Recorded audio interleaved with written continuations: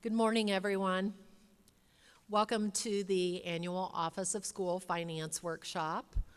This is our first year of doing a workshop that's both virtual and in-person attendance. Hopefully next year we can just have in-person attendance. Today's subjects will be data reporting updates, federal program updates, Form 9 and related updates, a lot of new things happening with Form 9. And then lastly, Office of School Finance updates. We're recording today's workshop and we'll post a link at a later date. The link will be in Moodle Finance. Material for today can be found in Moodle Finance under Presentations and the 2023 Budget Workshop.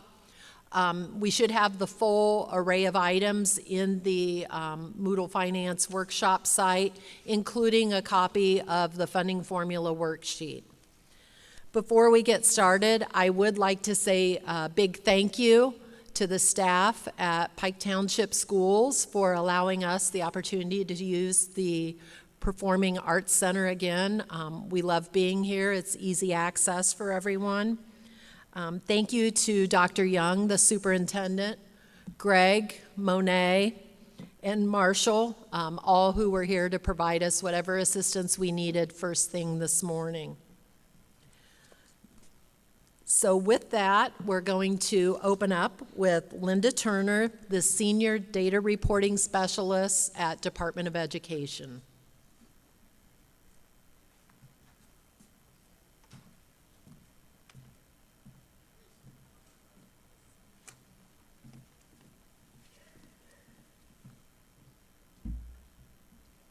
Good morning. It's good to see everyone this morning. I was telling Melissa when I walked in this morning, I have not been here for probably in this building for maybe 10 years.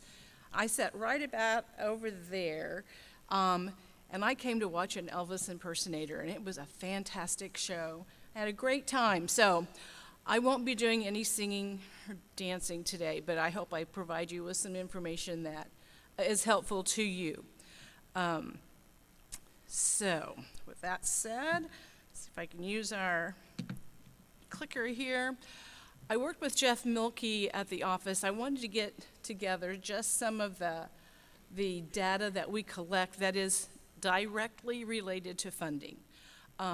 We don't collect any data unless it's required by our legislature. So we came up with this list. We believe it's accurate, but the data you send us for membership certainly is related to your tuition support through your ADM identification. Pupil enrollment, we use that for title enrollment, free and reduced rate, and then the E-rate. Now, I'm not an E-rate person. I can't tell you what that is, but Jeff says that it's used for that.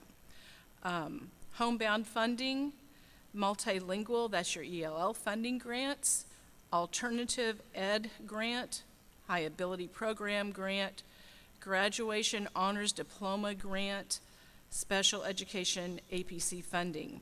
And new for this coming school year, your course outcomes, your CC report, your student outcomes, that data that we sent, that we collect.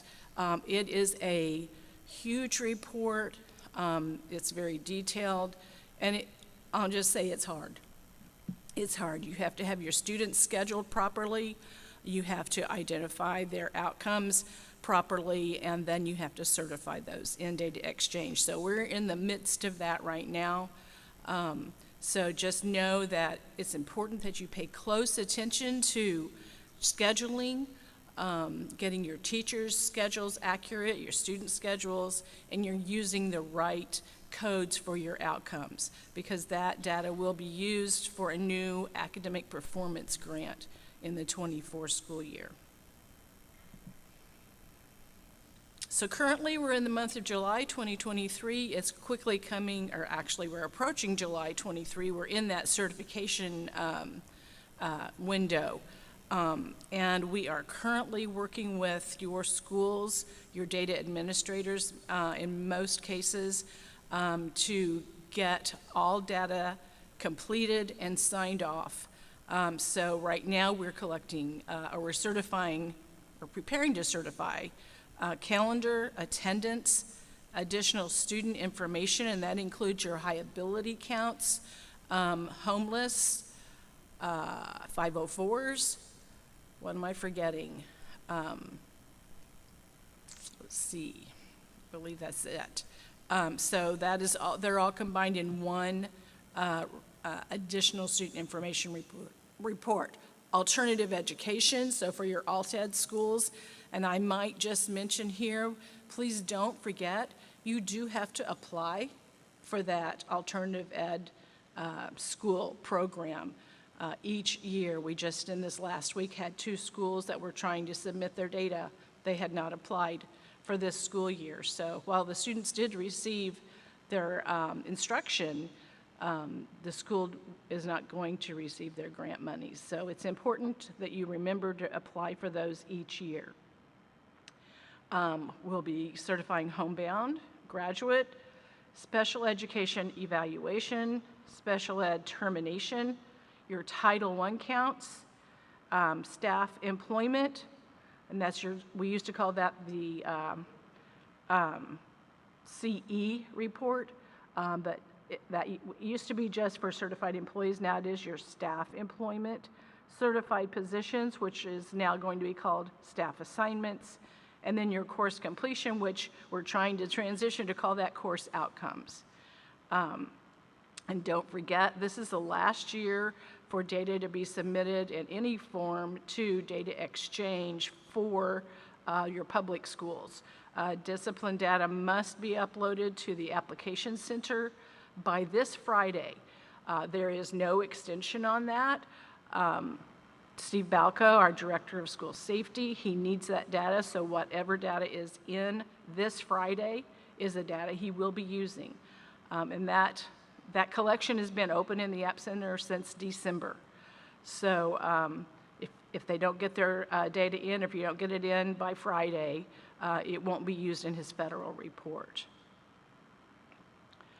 And I might note here, I don't know how familiar you are with what it looks like in data exchange, but these 12 data sets are listed on that certification page, even if you have 0 data to report for a particular data set. You must select that and include that in your certification.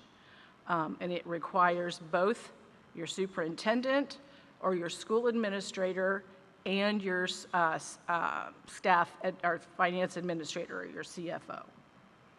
If both don't sign that currently in data exchange, we don't have the capability of allowing you to go in and grab that PDF for your summary after the fact. Once we close out 23, if you did not have both signatures, I won't even be able to get to it. So it is, we've been telling for the last 2 years, your data administrators, once you're signed off, make sure that those summaries and your roster that supports that summary is downloaded and saved electronically, so you have it in the event of an audit.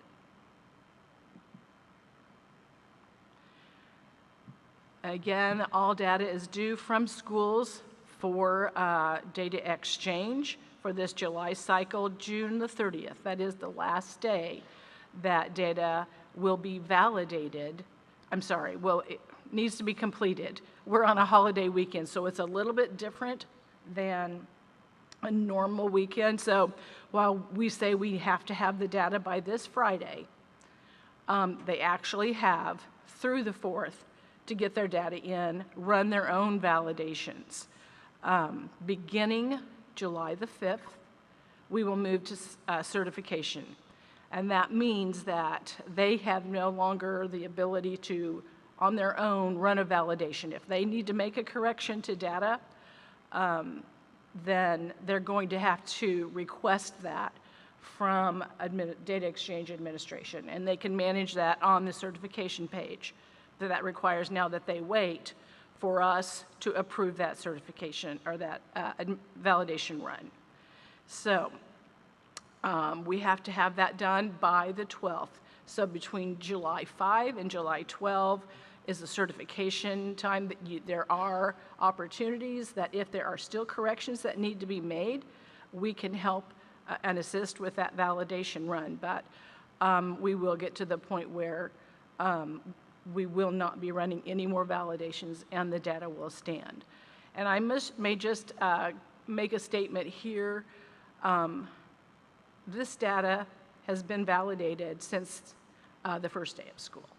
So as soon as your corporations start the first day of school, they can start sending the data to us.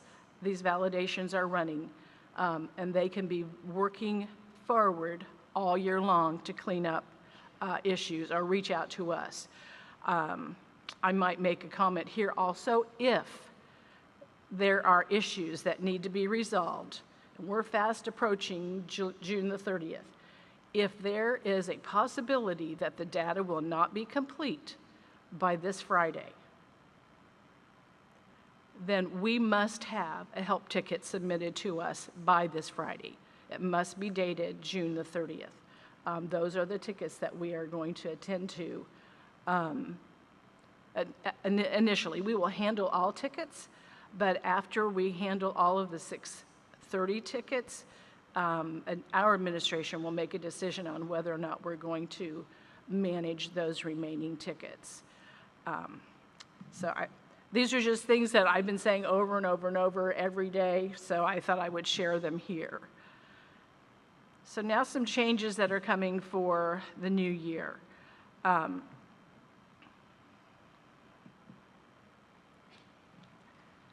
Legislature has made some changes to how we collect or when we collect the data. So we've always had a September certification cycle. Beginning with the 24 school year, we will no longer have that September cycle. We have moved the calendar and the membership certification to the October cycle. So it's going to be in line with our counts for pupil enrollment, and let's see, what was the other one that we had? Multilingual learners. We moved multilingual learners a couple years ago, and now we have got all of these reports aligned to the same date. In the 24 school year, that census date, our count date for October is October 2nd. We do allow graduates, if all graduate data for 23 cohort students has not been submitted by the time we certify in July, they do have until September 30th to complete their grad requirements, and we will accept that for certification in October, and those records will apply to the 2023 cohort. So again, once we get our new year started, don't wait until last of September to start checking this October data. Your data has been coming in since the beginning of your school year. The validations are running. And I, of course, can't tell you how to organize your school or your work days, but there needs to be, as I would suggest, some sort of a process that's in place where that regular checks are made for all of these rule sets, so that you know well before the date that we move to certification that your data is good. So when we move to that certification date, you can just have your administrators sign off. I will say, if anyone has a question while I'm working through this, feel free, and I'll do my best to answer. Let's see here, calendar. As I said, we've moved our calendar certification to October. We did this last year. We started certifying them in September. For some reason, schools were sending us their calendars, and something was happening that throughout the school year that was removing those calendars. Well, when the calendar's gone, we can't accept any attendance data or enrollment data. So we put in place that we will, in the first certification cycle of the year, add the calendar, have it certified, and that calendar will be locked in place. So we will use that calendar then to validate all data for the remainder of the school year, and then in late April, early May, we will switch that to be validating against that July calendar. So all year, business rules are running against that calendar data that you're sending. And you can continually check the July tab in Data Exchange to see if changes are being made. And that final calendar then is certified in July. Excuse me. I think I covered all of that. Membership, attendance, and virtual program. Students must have attendance provided to claim a student for funding. When I work with Melissa, when we're checking membership issues in the first cycle in October this year, the first thing we're going to look for is attendance data. And it cannot be just absences. It has to be positive attendance in order to be qualified for membership funding. So make sure that attendance is coming in. I will tell you that IDOE does expect, and I believe it is in statute, that we expect to have attendance submitted regularly at least every 2 weeks to the state so that we have accurate attendance information for our students. Attendance stays reported with virtual. You have to have the virtual attendance has to be 50% or more of their enrollment, and must also be reported with a virtual program association record. So you may know your student is being educated virtually, but you have to tell us. And the only way you can tell us that is to give them a program record that has to be added to their data. Additionally, I would make sure that that they are marking that attendance during that virtual instruction time with the virtual attendance code.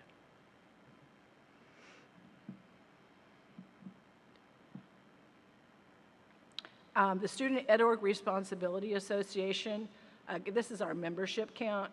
Again, it's been added to the October certification. And I'm going to say in the old days, in the past 2 years since Data Exchange has been in existence, we have called this record the SEOA record. It is now the SEORA record, so I guess we'll call it SORA, just so we can differentiate between them. But this is where you're going to give us not only the responsibilities, this is the responsibility record, but you're going to tell us whether or not the student is a funding student that requires an ADM type, or if they are an attendance student. Attendance students are typically those that have been transferred to you from another corporation, and they are, you are educating them with an agreement between corporations. So also on this record, you will be required to provide to us the Corp of Legal Settlement and the Accountability School. And that's a decision that you have to make with those schools that have provided or have transferred students out to you. Who is going to maintain accountability for this student? Is it the educating corporation, or is it the home corporation, the sending corporation? And something that I need to make sure that you're aware of, if you have walk-in students, service-only students, this would be a student that is as likely a special education student that is just coming to you for special ed services. They're walking in, they're coming in for speech services. They do not need this responsibility record. They should not have a responsibility record. It does cause problems in our validation process if those service-only students have this record added to their data.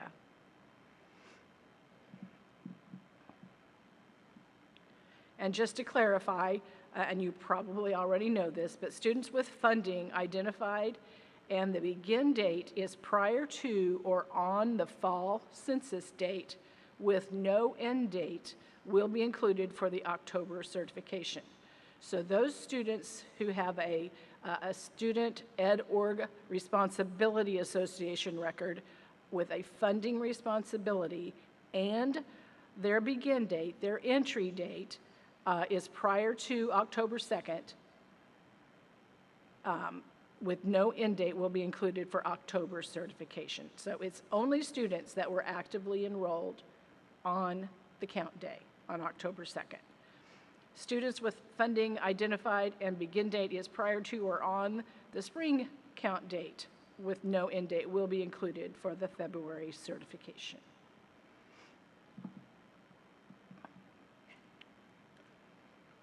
Curricular Materials Assistance Program record. This record, per our legislative action this past session, is no longer required for public schools, and that's traditional and charter. We must still receive from you free and reduced eligibility for your students. That data is required for federal reporting. So you still will need to provide us with that food service program record to identify whether the student is free or reduced. So those things are linked in people's minds, so we just wanted to make, we don't need the curricular materials count. You're not providing that anymore, but we still need to know who your free and reduced students are. Excuse me. It is required for non-public choice schools, though. So you do not provide a curricular materials assistance program record if the textbook fees are included in the student's choice tuition and fees. And don't provide that CMA program record for non-choice students that do not qualify for reimbursement. So essentially, for non-publics, nothing has changed with the way they handle the curricular materials assistance data. Student Parent Association, that's where they live. That's where we got the information about if the student resides with their parent.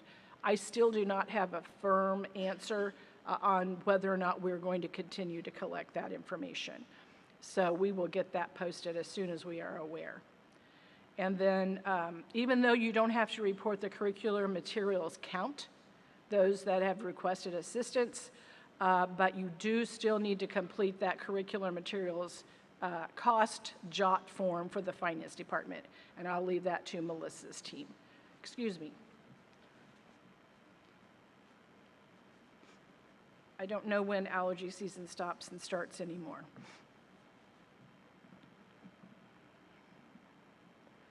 Some changes for attendance. We do have a new attendance validation rule.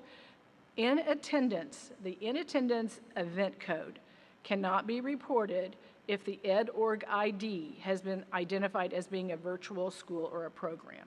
So if you have a school or a program that is all virtual, we have a new validation that will not allow attendance data for your students at those schools to be reported with the in attendance attendance code. You must report their attendance day as virtual.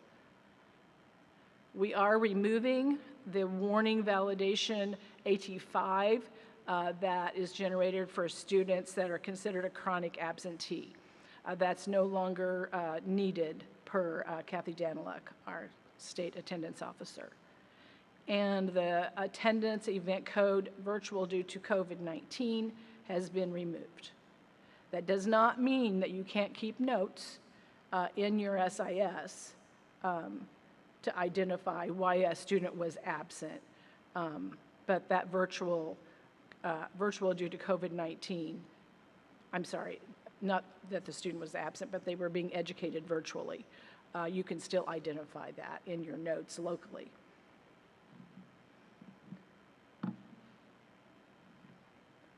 Multilingual learners certification, we have added refugee program to that certification. So we will have a new program record that will need to be added for students that are enrolled in your district if they are part of the refugee program. And we're adding a language code, a new language code. It's 000, which equals to be determined.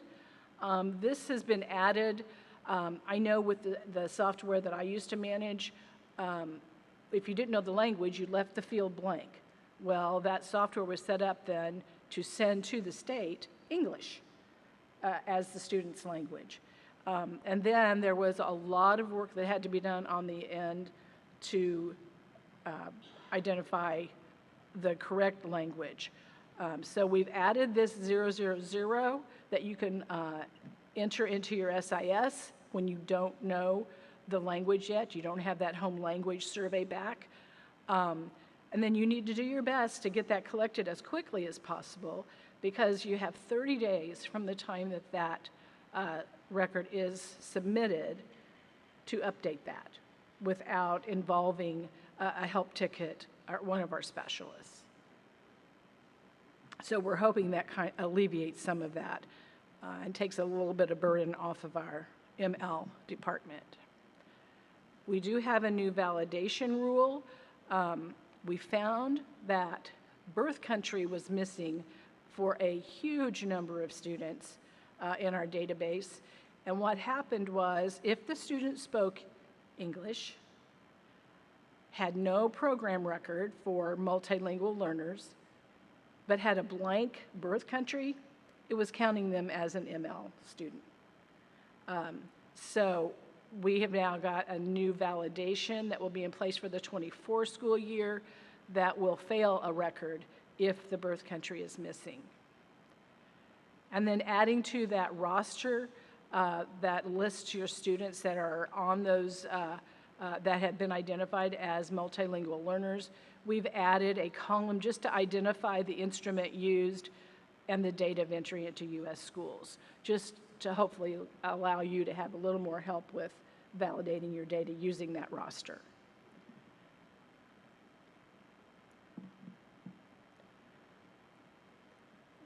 Graduates. Graduate records that are certified in October for those students that didn't get reported, didn't finish their requirements before June 30th of this year, or maybe the graduate record was overlooked and did not get reported.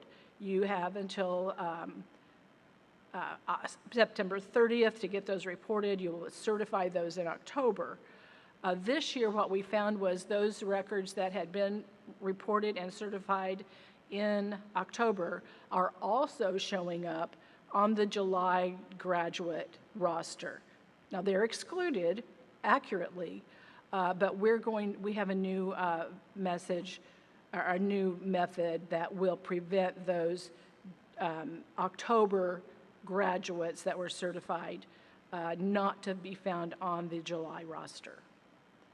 We're also adding to that graduate roster the diploma award date and then the local pathway codes to that roster, so to help you identify what you have sent to us. And then for our pupil enrollment roster, we are adding Corporation of Legal Settlement to that roster.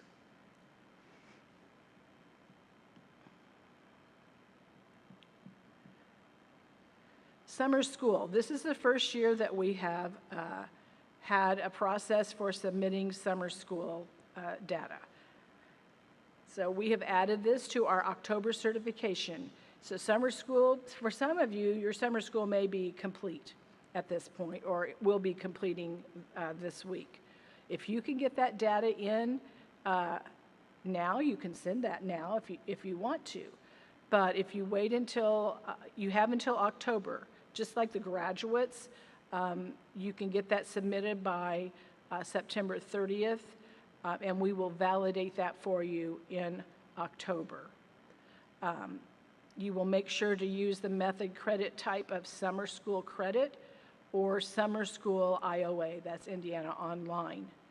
We will validate it for October, and then once this certified data has been completed in October, You will not also find that on your July roster at the end of the 24 school year. These records for summer school do not require student sections or staff sections. That's your schedule information.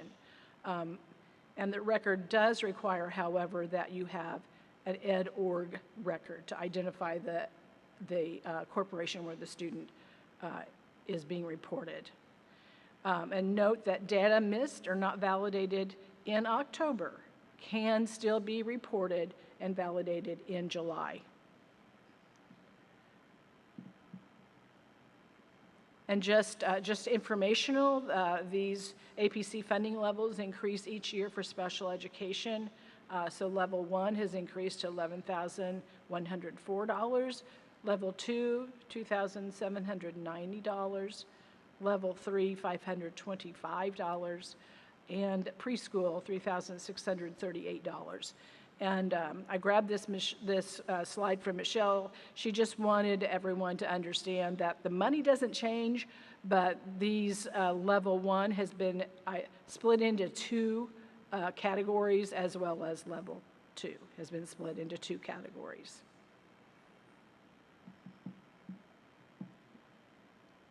We are adding for the 24 school year a new special education program compliance descriptor. Timeline missed moved in during evaluation.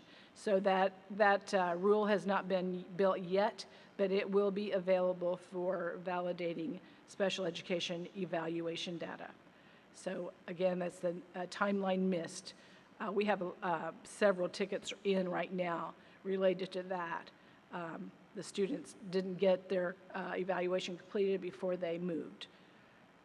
And then homebound hospitalized funding amount has increased to $525. As we said, this is the last year that discipline data will be reported in the application center.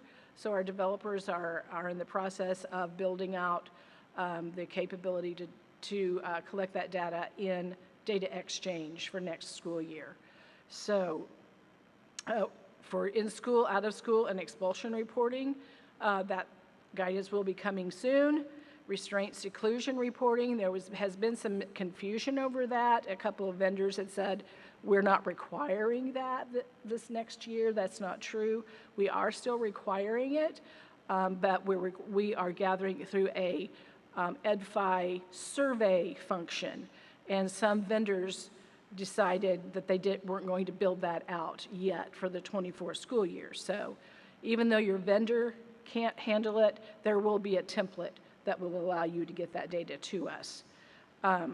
Then bullying and gang-related events will be reported through data exchange, and then your arrest data will be reported through data exchange. And that guidance is currently being developed.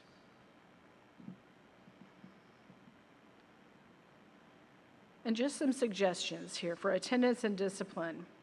A student school association record was reported with code 33, serving expulsion, is not reported when the expelling organization continues to provide education. No end date is required. So in the past, if a student was suspended, we expected to see an exit date and code of 33, serving expulsion. If you are continuing to provide instruction to those students, you will not send us the code 33. You will not provide an exit date. You will leave that enrollment record alone. You will identify the student's attendance as being educated virtually, but you will still send that discipline record. So we still know that during that time frame on that discipline record, the student was serving an expulsion but was still being educated. So, and then attendance equals appropriate attendance code. If the student is being educated virtually, that is, the teacher is not managing the instruction face-to-face in any way, then you will report that student as virtual in attendance. If they're allowed to come into the building after hours or the teacher goes to them, then you will mark that attendance as in attendance. And then if they don't participate in a instruction on a particular day, just like any others of your students, you will mark them with the appropriate excused or unexcused absence code. Students that are reported with code 33, they are expelled. They are not receiving educational services. You will provide to us the exit date and code 33. And there's been a lot of discussion in the last week or so for end of the year, for rollover purposes. Is it best then to change that code 33 to a 50 and the exit date the last day of school, so that student rolls into your new school year? That is not correct.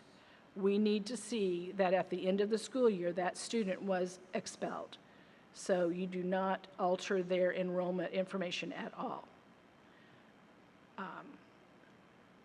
And then the attendance reporting, if you have expelled the student is not receiving instruction, we expect to see that exit date and exit code 33, and we expect to see the expelled attendance event code for the student's attendance.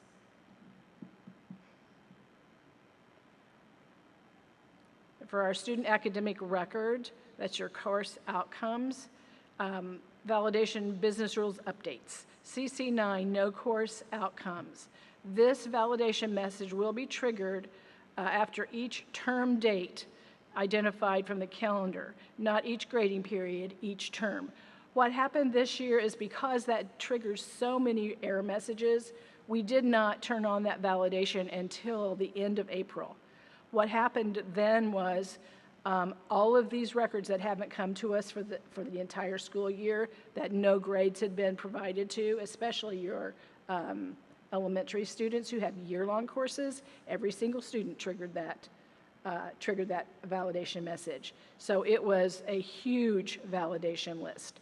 So beginning next year, we are going to turn that validation on. It will begin triggering at the end of a session or at the end of a term. So if you have courses that end at a quarter, we will see that and we will trigger that for your students if no grade has been given at the end of that quarter. If you have a term, we expect to see semester course outcomes if you have terms set at the semester level.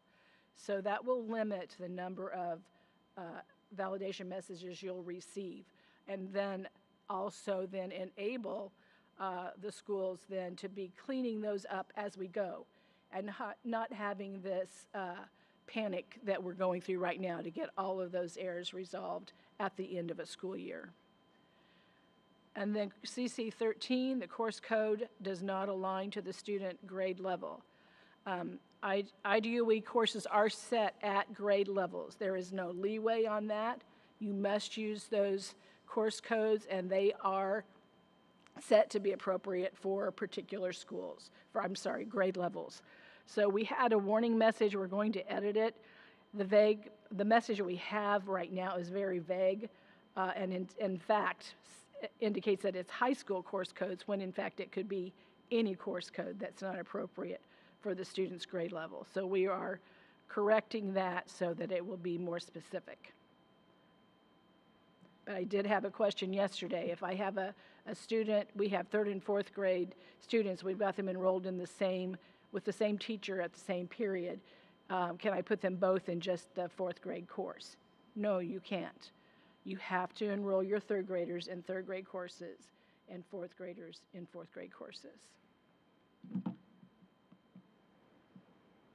And then I wanted to just make sure everyone's aware of data exchange and EdID. That has replaced our ST and Application Center process where you did your lookups to find an existing STN number. That has been replaced by our EdID. That was rolled out earlier this year, and your corporations have been using it often. It's getting a workout. So in the EdID, it will update when you send data or you search for a data, or if you're sending it through your SIS, and some of our SIS vendors are now capable of performing these lookups through the SIS. Right now, they're getting 400 messages back from their SIS if the first name, the last name, or the date of birth doesn't match. So we're not going to allow you to update a record for a student if what you're sending does not match what we already have in EdID. What we don't have that has caused us some issues this year, we discovered that it was not checking against the language code or the race ethnicity code. So that has been corrected for the 24 school year. So beginning with the 24 validations that will begin in probably mid-July for your 24 data, we are now checking that language code. If the language code in your SIS does not match what is in EdID, you'll receive back in your SIS a 400 message. It's a mismatch message.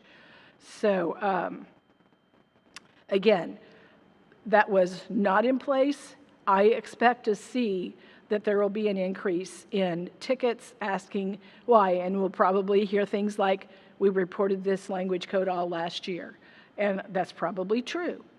So now we need to decide which one is accurate. So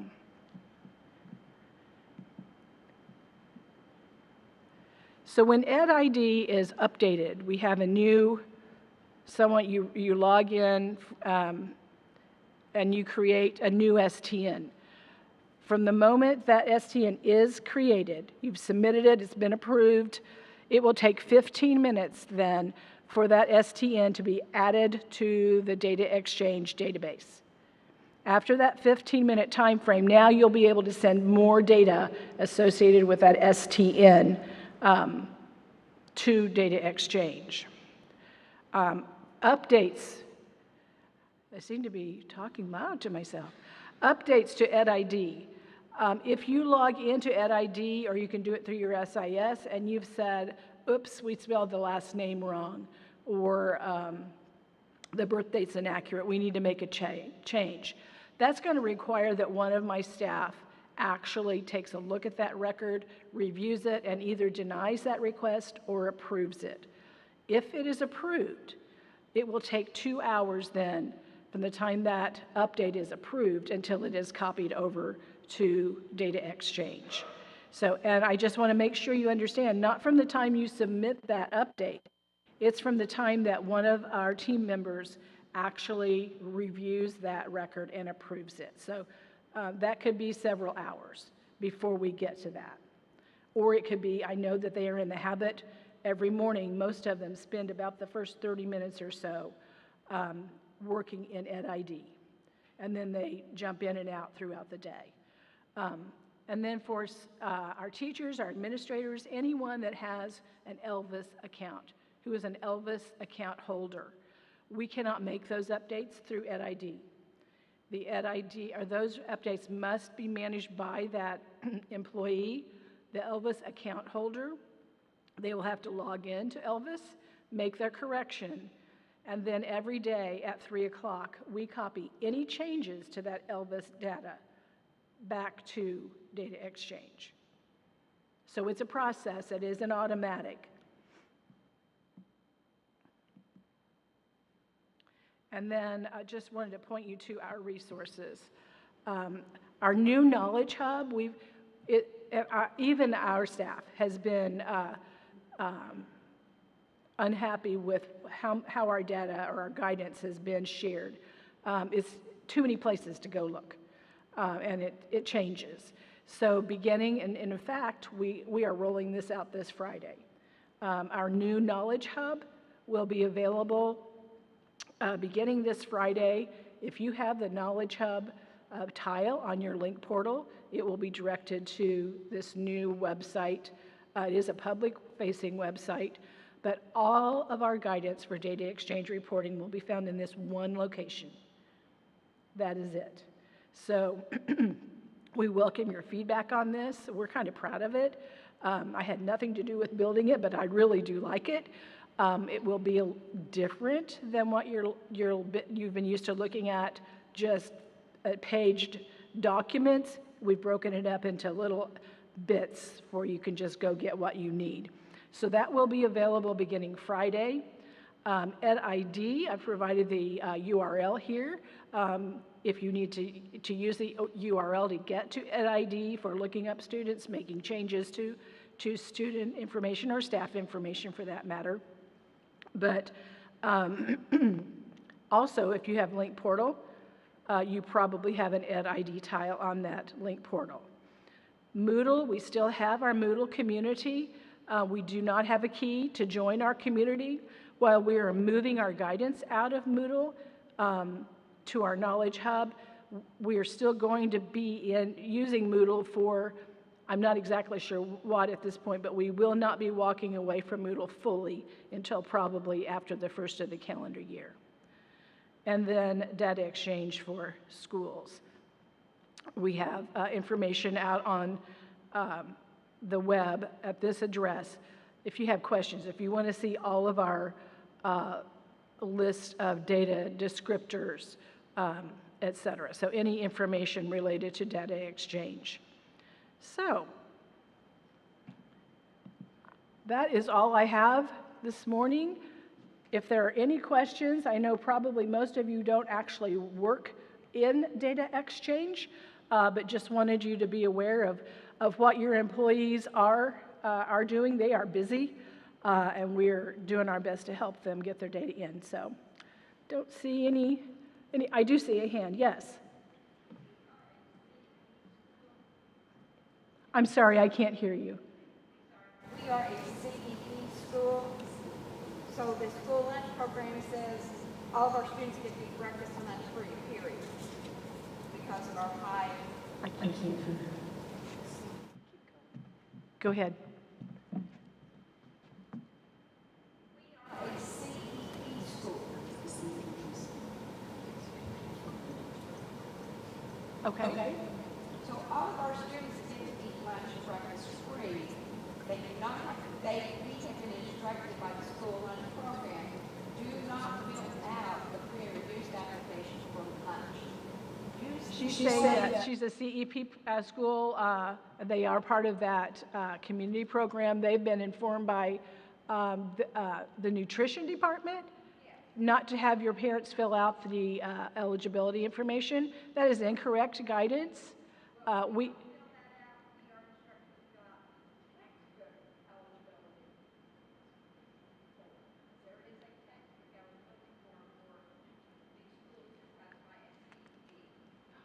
Okay, so what I would say is we must have your students' eligibility identified. So whatever method that you have been using to make those identifications, continue to gather that information the same way you always have. And let me just give you, if that's not clear or if you disagree with that, or maybe want more clarification, I'm happy to give you my email address. Feel free to send me that question, and I can take it to our nutrition department and see what their guidance is. So my email is lturner, Linda Turner, lturner @doe.in.gov.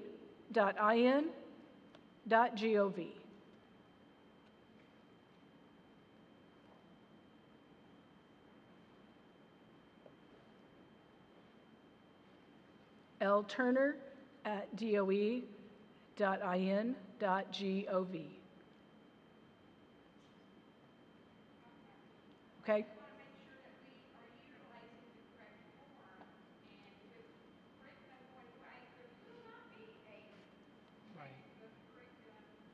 Right, I understand, but we still do need to get that data. So go ahead and send me an email. We do need to identify all of our students in the state of Indiana, their eligibility.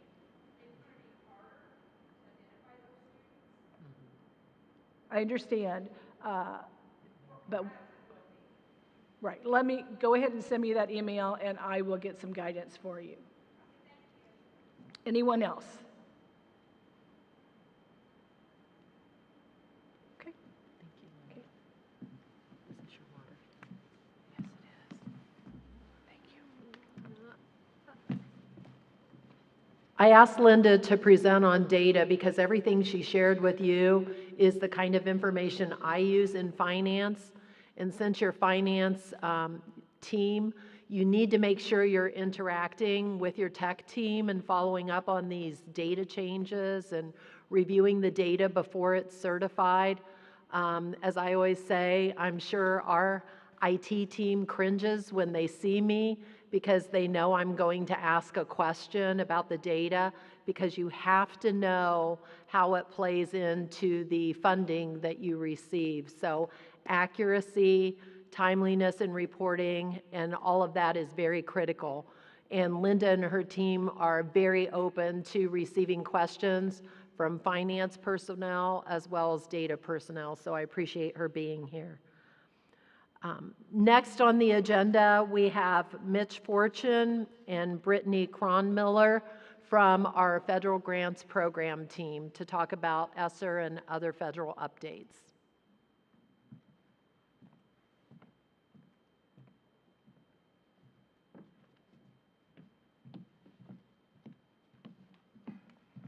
Hello, good morning, everyone.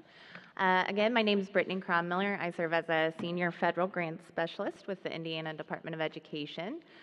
Our director, Frank Cheeky, and assistant director, Shawnice Hawkins, are actually on their way to a conference here very soon. And while I wouldn't have turned down some time in New Orleans, I'm grateful to be here with you all today to present some information on ESSER, title grants, and sustainability. So our objectives for today are, again, some updates on ESSER spending. Mitch Fortune will share those with you all. I'll share a bit about title grants best practices, and then we'll end with some resources to support your federal programs, and hopefully we'll have some time for any questions at the end as well. So with that, I'm going to turn it over to Mitch. Good morning, everyone. So a big topic that has been discussed and is ongoing is ESSER spending. So as we start to look at ESSER, a couple things we just want to take a look at are the allocations that we received for the various ESSER grants and look at the spending of where we're currently at this time. As you can see with ESSER 1, we have currently spent 99.79% of that grant, which is as close as we can get to that 100%. So we've done very well with our ESSER 1 grant, but looking at ESSER 2 and ESSER 3, we still have some work to do.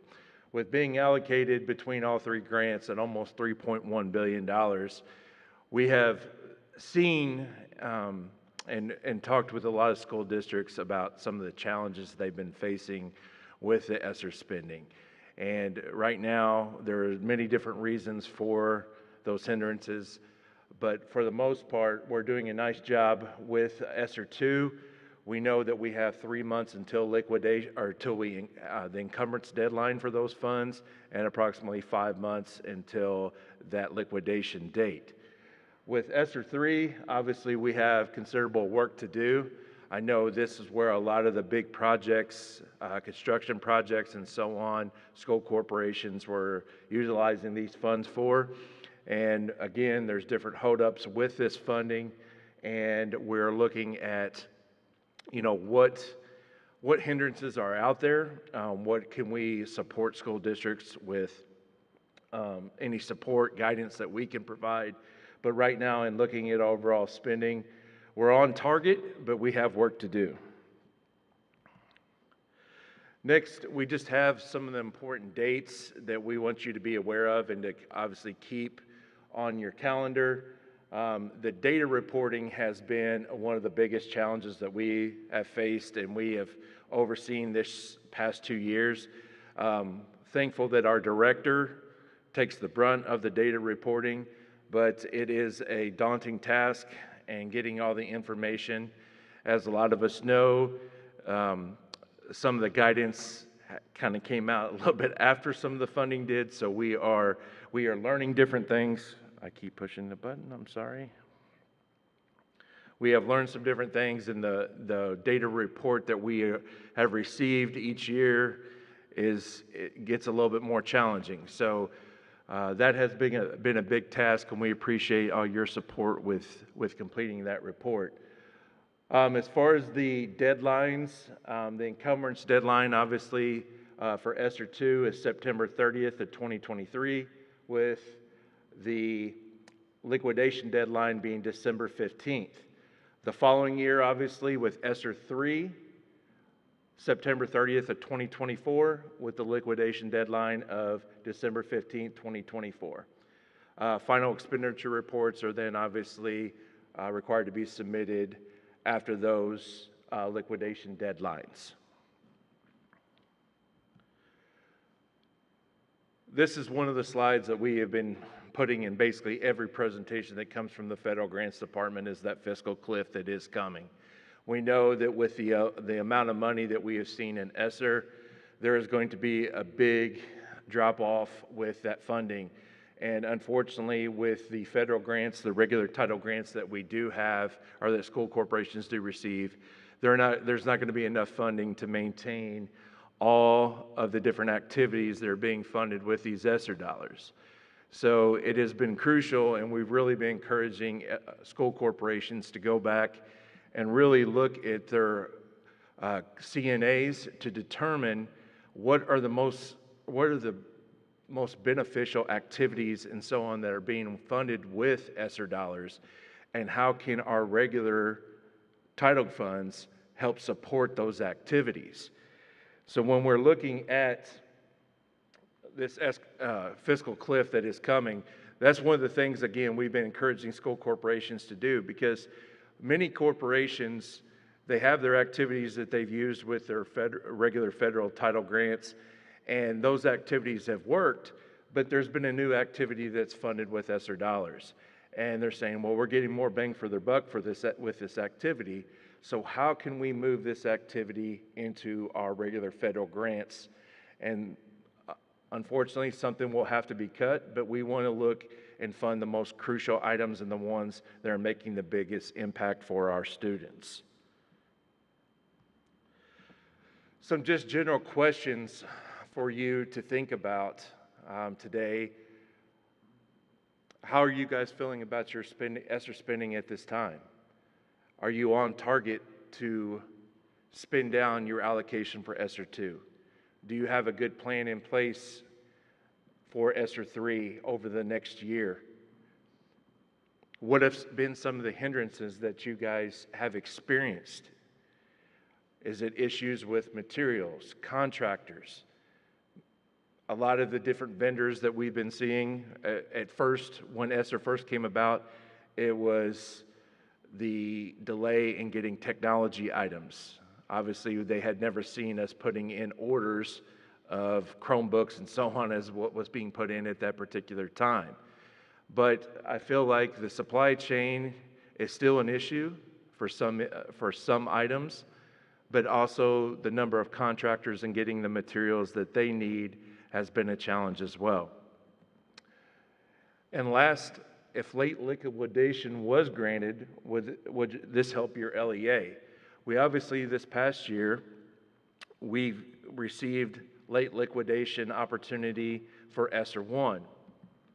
And the big thing to understand what late liquidation, it's important to know what it is and what it isn't. So it's just an opportunity to extend the liquidation date due to extenuating circumstances beyond one's control. So, and a lot of times when we look at our different reasons for our delays in getting certain funds liquidated, if it's out of your control, such as supply chain issue, contractor issue, those can, with a thorough explanation, those can be approved. And that's what happened with ESSER 1. At this particular time, there has not been an act of Congress to state anything regarding an ESSER 2 late liquidation period, but we are sure that, we're not sure, I should never say that, we assume that that will happen again with ESSER 2 and also with ESSER 3 due to the much larger allocations with these particular grants.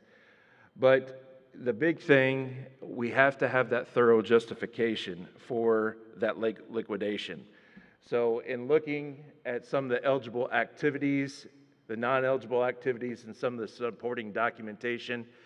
You know, we really encourage you to go back to look at EDGAR and look at the obligations and when funds actually become obligated. That has been a big resource that we've been providing to our school corporations, because obviously salary and benefits, those particular items cannot be encumbered after the September 30th deadline, travel, rental, or real personal property. So, but things like contracts, you know, projects that we are having issues with, I did it again, I apologize. That is a constant, that is something that Congress, or excuse me, the U.S. Department of Education has allowed with ESSER, and I'm assuming that will be the case with ESSER 2 and ESSER 3. But again, that thorough justification of the reason for that delay in being able to liquidate the funds, and just having not enough time, that's not going to be a proper justification. Issues with contractors, contractor delay in materials, those are reasonable reasons for having different delays with contracts and getting the funds liquidated. If the ESSER late liquidation timeline, if it was to occur, we would have received some kind of notice by May 23rd. Thinking back to ESSER 1, we did receive notice in May of 2022 regarding the late liquidation. The process was distributed to the Indiana Department of Education in September of 2022, so we're expecting that if we're going to have any late liquidation for ESSER 2, to receive that sometime in September. The deadline to return to the IDOE would be approximately December 15th.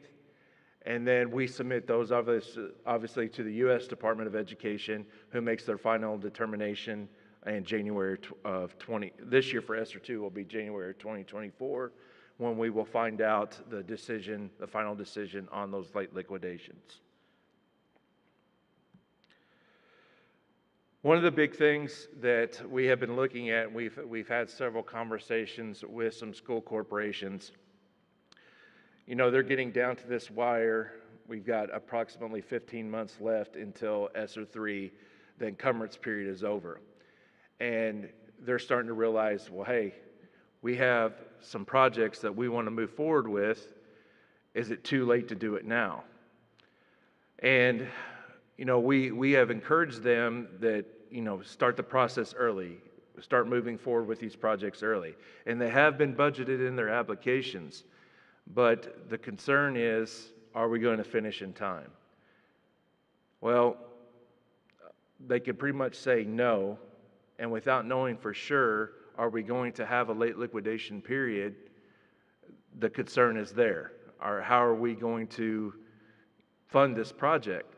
So we've been really encouraging school corporations to look at if you have a project or an expense that's being funded with ESSER, you're concerned about meeting that encumbrance deadline, to possibly look at one of your other funding sources to shift that expense to, and then what can you move that's in your Title I, one of the other grants, your state and local dollars that you could move to ESSER to make sure that you meet that encumbrance deadline and the funding gets spent down. So it's really encouraging you to really look at your funding sources, how you're funding each of these different expenses, because, you know, we can't push back timelines. That's out of our control. We get that question quite often. Hey, can I have a little more time regarding this? It's out of our control. So we do the best that we can in providing the guidance and support. And here in just a little bit, we'll provide you some resources that we're going to, that we provide to all the school corporations, whether it's technical assistance meetings, phone calls, and so on, that you'll have, so you'll be able to ask questions and so on as we continue out through the year. Next, I'm going to turn it back over to Brittany for information on our title funds.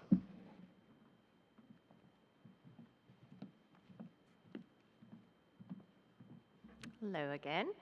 Okay, so with title funds, so within the title grants and support team, Mitch, myself, and the rest of our federal grants specialists primarily work with Title I, Title II, and ESSER funds.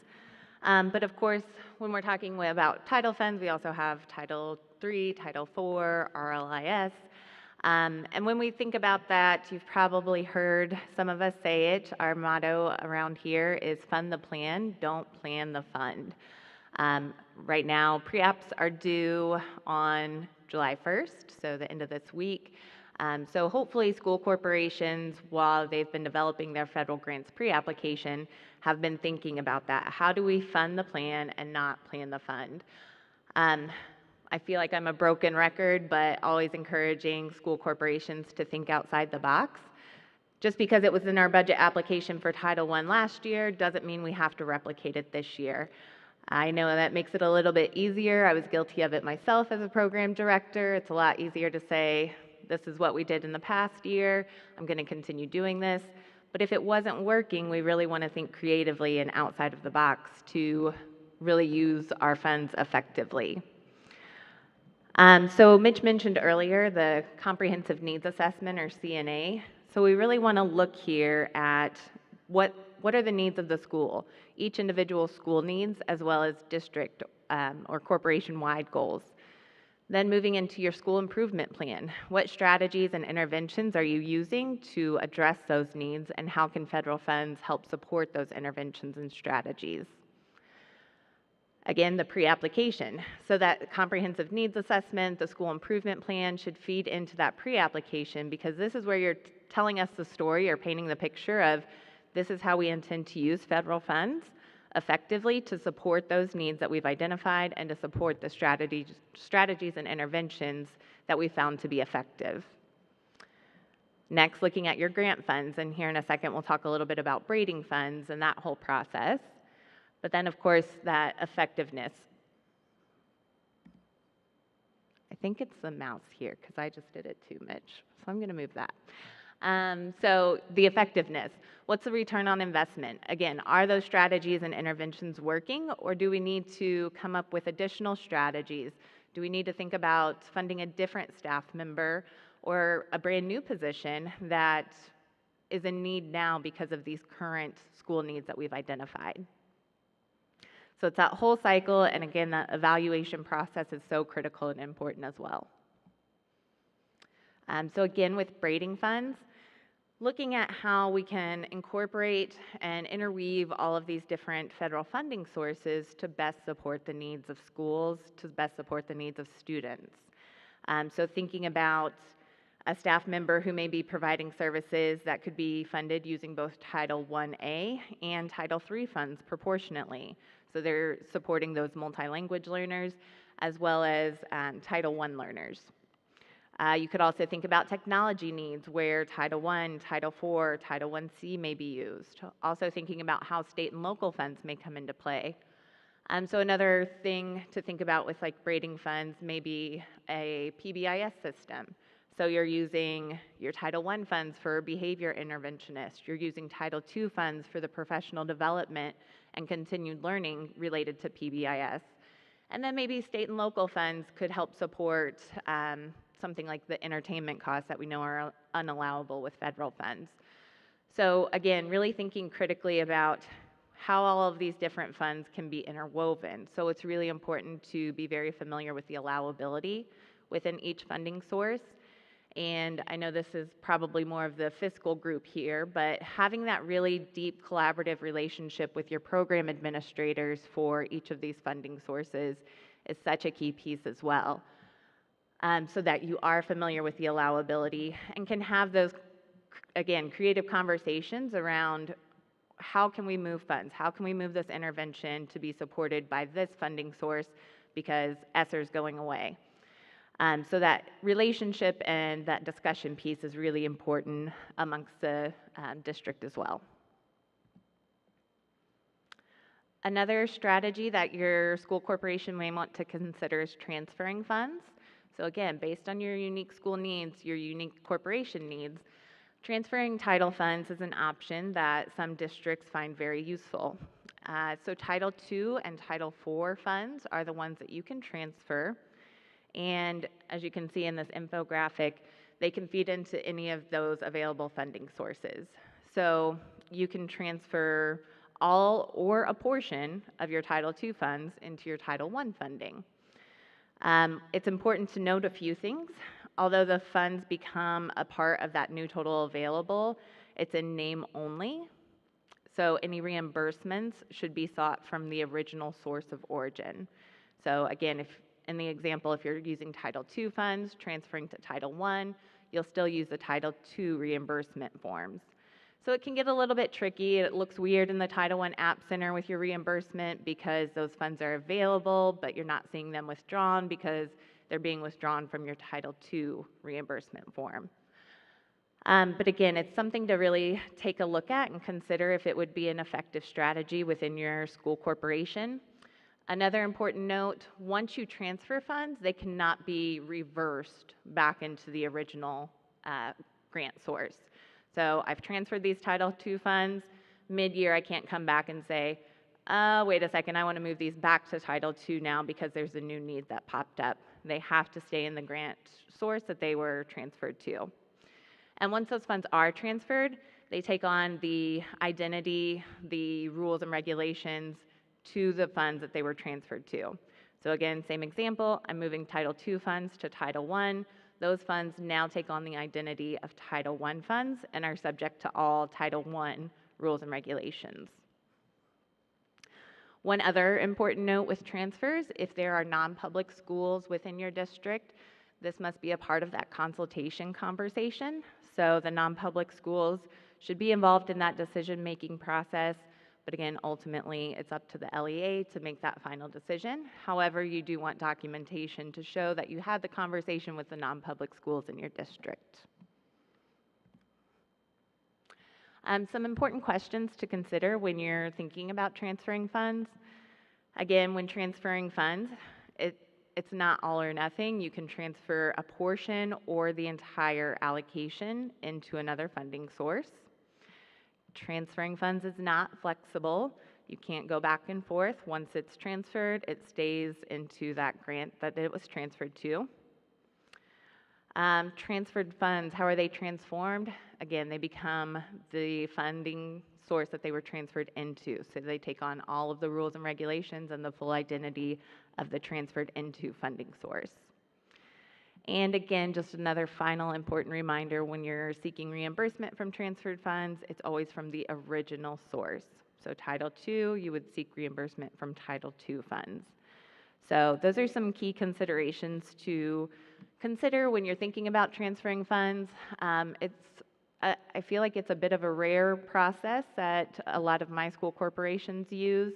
However, when I've seen transfers happen with some of my school corporations, it's evident that they've been very intentional and thoughtful to transfer those funds for a very specific need.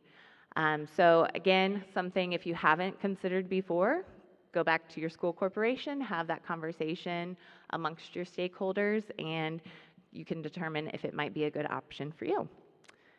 All right, and I'll turn it back over to Mitch to share some of those reminders and resources. All right, with our time remaining, I wanted to go through this section to provide you some different resources that will be available as we work through this next year. First is our FY 2024 timeline for grants. This particular item this particular resource is just for our current title grants. It does not include ESSER, but a big thing, as Brittany stated, the pre-application, everything starts with our new grant cycle with the submission of that document. So July 1st will be a key date for everyone, including us. We will be busy with reviewing those pre-applications. Also, we had the amendment deadline for ESSER 2 and Title I, which is June 30th. So we've been very busy with those amendments and obviously trying to get pre-applications organized and get that process going as well, so we can get you access to your new title funds as quickly as possible. In addition to that particular resource, there are 4 quarterly meetings that we host each year. These meeting dates are posted here for you, and they will also, a reminder and a link to the meeting will be sent out in Dr. Jenner's weekly email. And then also we have a weekly message, reminders and so on that we send out from our team that goes out through Moodle. And these dates will be posted in that in that resource as well, along with, again, the link to the meeting. So these are very helpful. These particular meetings, we schedule them for 2 hours. We cover many, many topics, go much more in depth, and we also have times for questions and so on throughout that particular meeting. Another meeting that we host, it's a monthly meeting. It's the last Thursday of each month, is our coffee chat. These are a little bit more informal meetings. We have a particular topic that we have, and then we have quite a bit of time geared for conversation, questions, and so on from different school corporations with the topic that we're focusing on. I believe June 29th, we're really focusing on Moodle. We have several courses that are in the Title Grants and Support section of Moodle.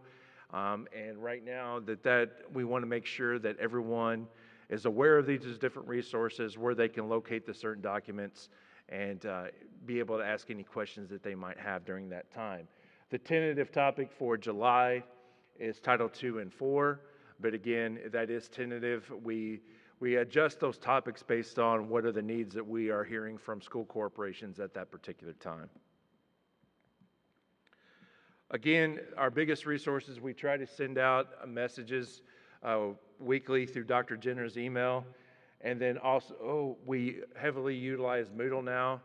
Our website, we no longer can just load it with different documents and resources. So we're now using Moodle to put a lot of that information there now. We have it organized into different courses that we feel like help organize the information.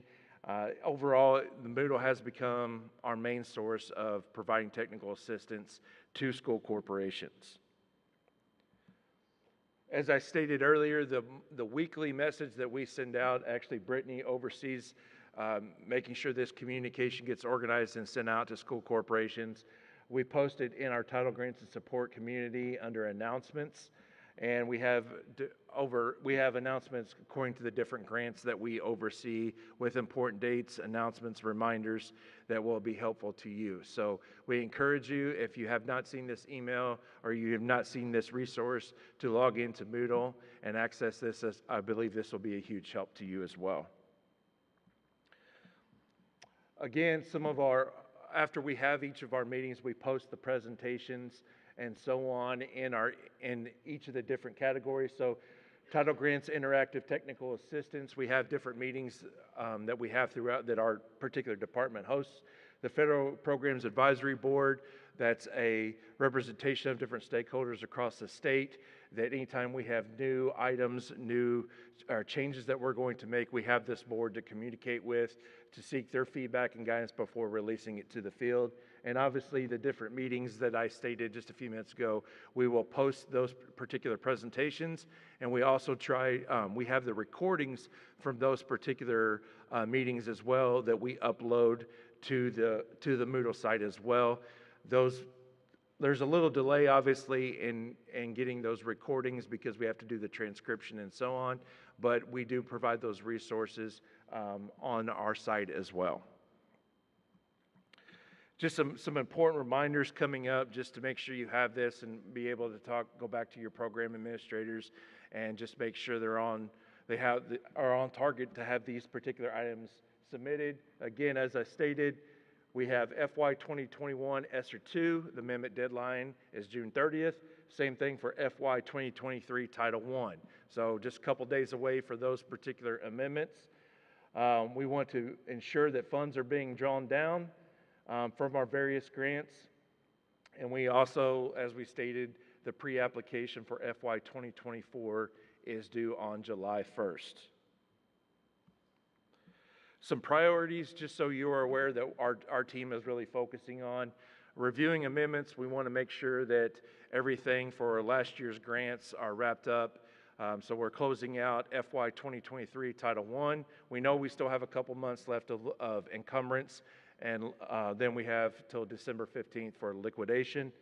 But we have several amendments that are being submitted at this time that we need to wrap up. finalizing outstanding items, some desktop monitoring reports that we still have ongoing there. Reviewing the pre-applications, this is a big task. We must get this document reviewed and approved before you can get access to your new funds. So that will be a big task for our team. And also, we're really looking at transitioning our monitoring documents to just a compliance base to more a performance-based programmatic report. So there will still be those items that are compliance-based that will be on the report, but we're adding some additional indicators that are really looking at your programming. So at this time, we wanted to open it up if there are any questions that you might have. I think we're really close on time, but if you have a question that you would like answered, Brittany and I are here to do so. Wow, we did that good of a job. Okay, great.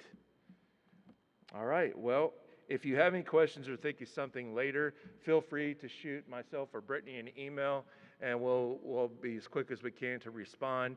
Also, your program administrators, you can communicate with them. A lot of times they have that information. But again, if you need any further support, don't hesitate to reach out to us. Thank you.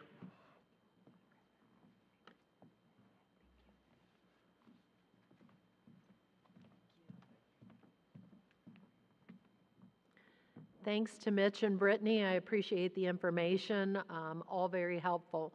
Now we're going to take a break and we'll restart at 10:30.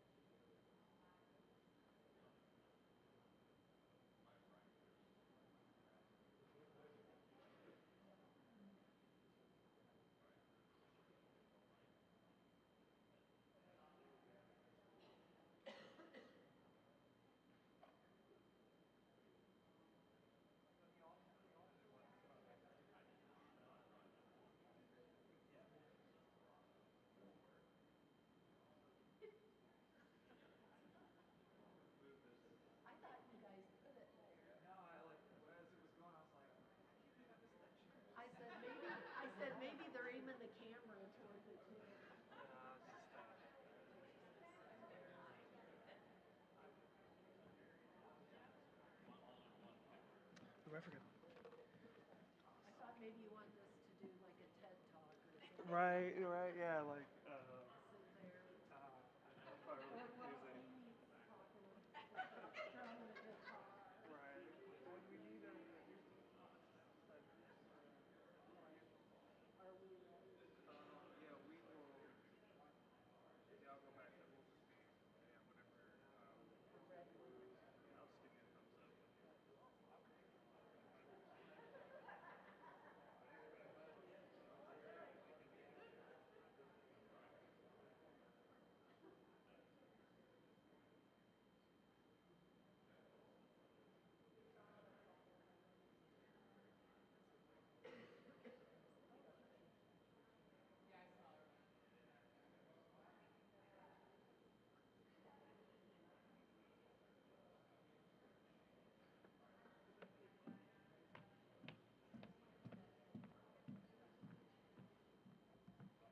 Okay, I think we're ready to start again.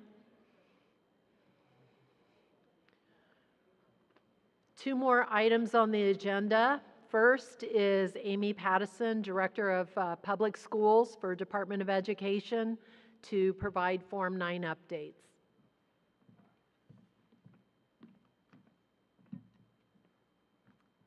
Good morning. First, I'd like to introduce two of my staff members who are here today. If you guys would please stand, we've got Teresa Hemmerly and Alex Waite, so you can see them in person. So Form 9, just like usual, is due in July. It's the same process as last period. There are two new validations. These are pretty simple ones that shouldn't cause a problem for anyone. It's just 575 food service management should only be used with food service management accounts. And then object code 120, non-certified staff, is not able to be used with subcategory 30, which shouldn't throw anyone because the definition of subcategory 30 says you have to be certified. DOE is moving away from the s'mores application, so we're not going to be sending out a s'mores special edition with our guidance this time, but we are putting all of our guidance in Moodle in the 2023 period 1 folder. And we do revamp the guidance every period and kind of make sure that it's relevant to the current period and has everything that you need to know. If you have any suggestions for things that would make it easier for you to submit the Form 9, some guidance that you'd like to see, always let us know about that.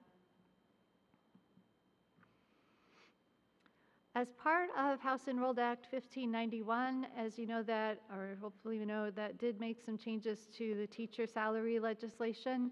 And so we did need to tweak some of the subcategories.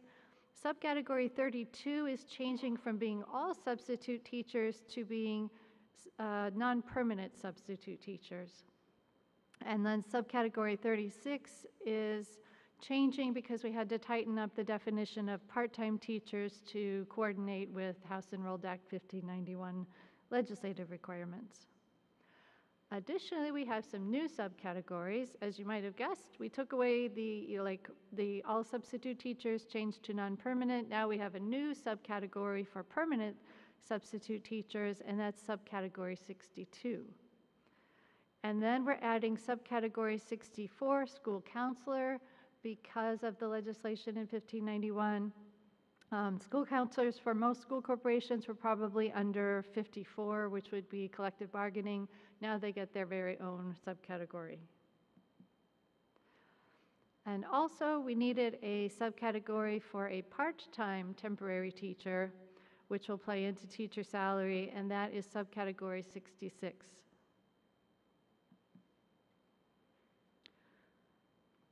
And just a heads up that the reporting or the location of the reports for Form 9 reports has moved.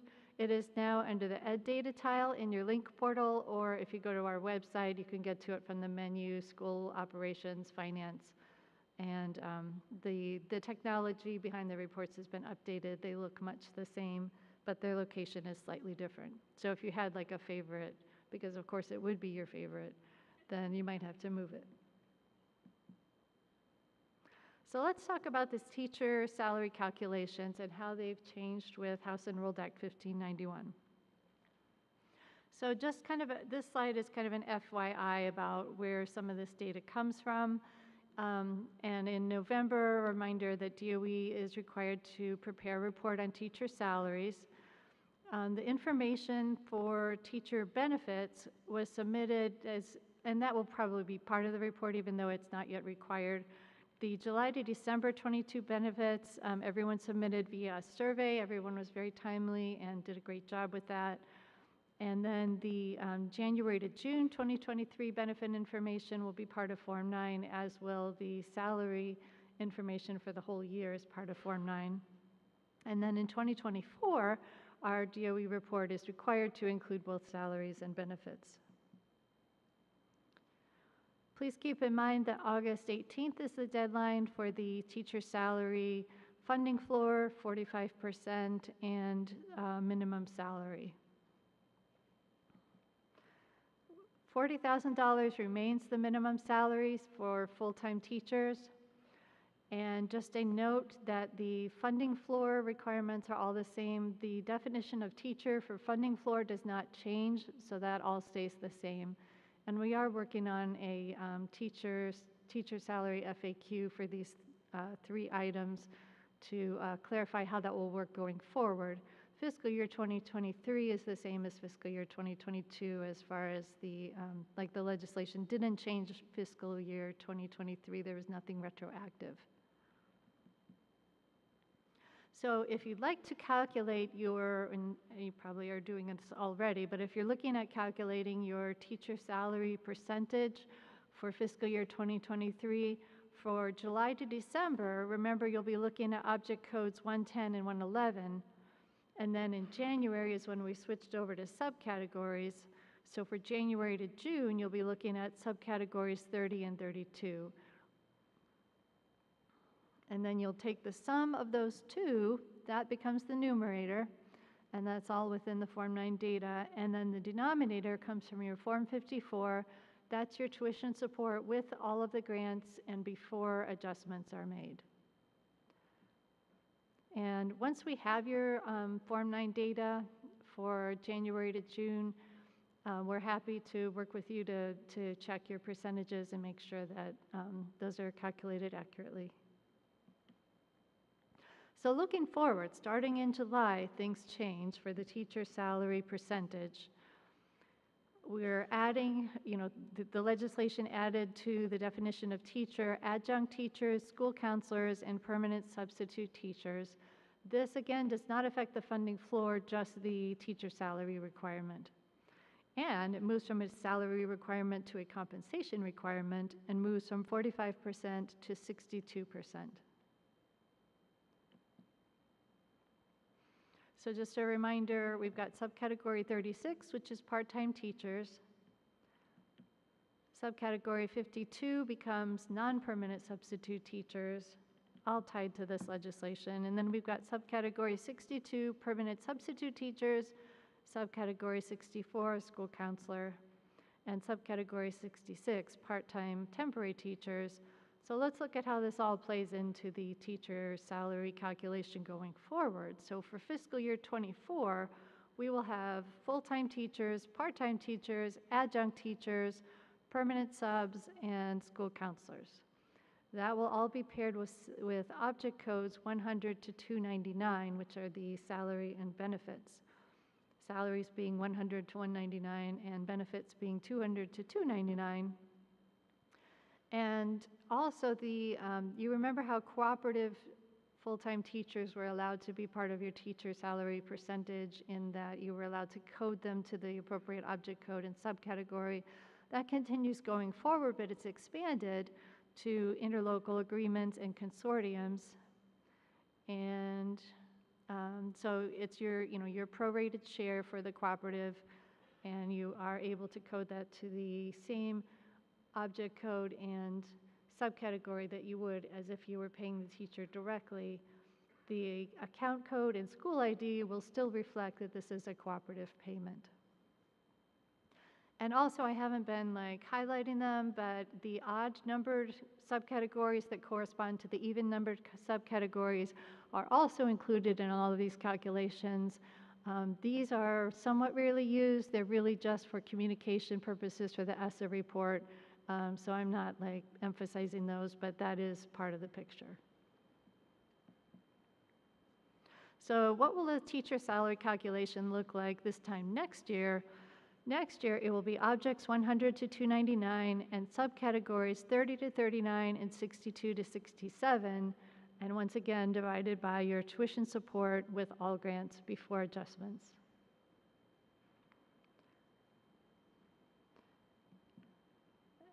So any questions on that so far before we kind of switch topics?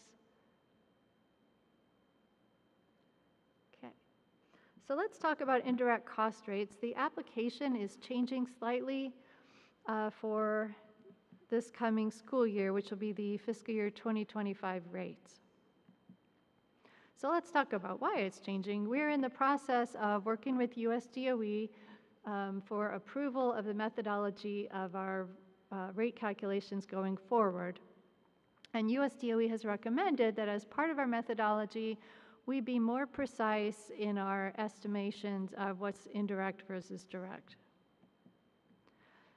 This isn't something that you have to incorporate into your calculations or anything, but just FYI, the object codes affected are these: the utilities, repairs, insurance, and those that I have listed here, as well as the following account codes, like maintenance, service area direction, vehicle maintenance, etc.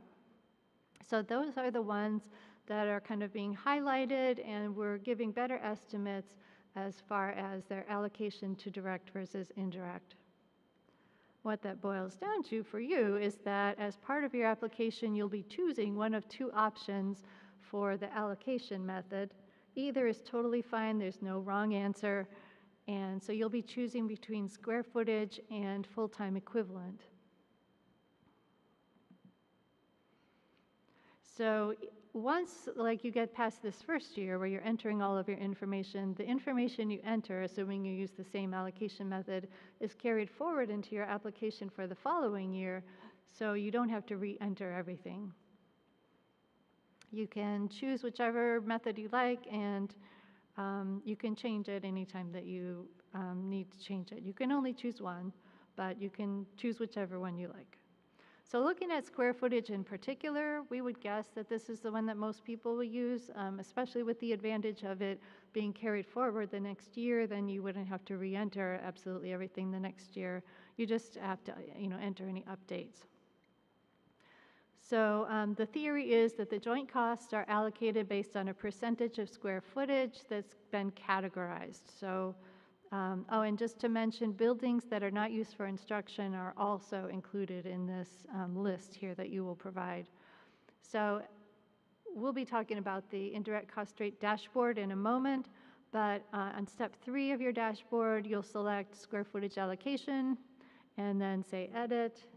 That will bring up a screen, and DOE is going to pre-fill, and we're grateful to our developers for doing this. They're pre-filling it with all the buildings that we know about. You can add, delete, this is yours, so you just edit that as needed.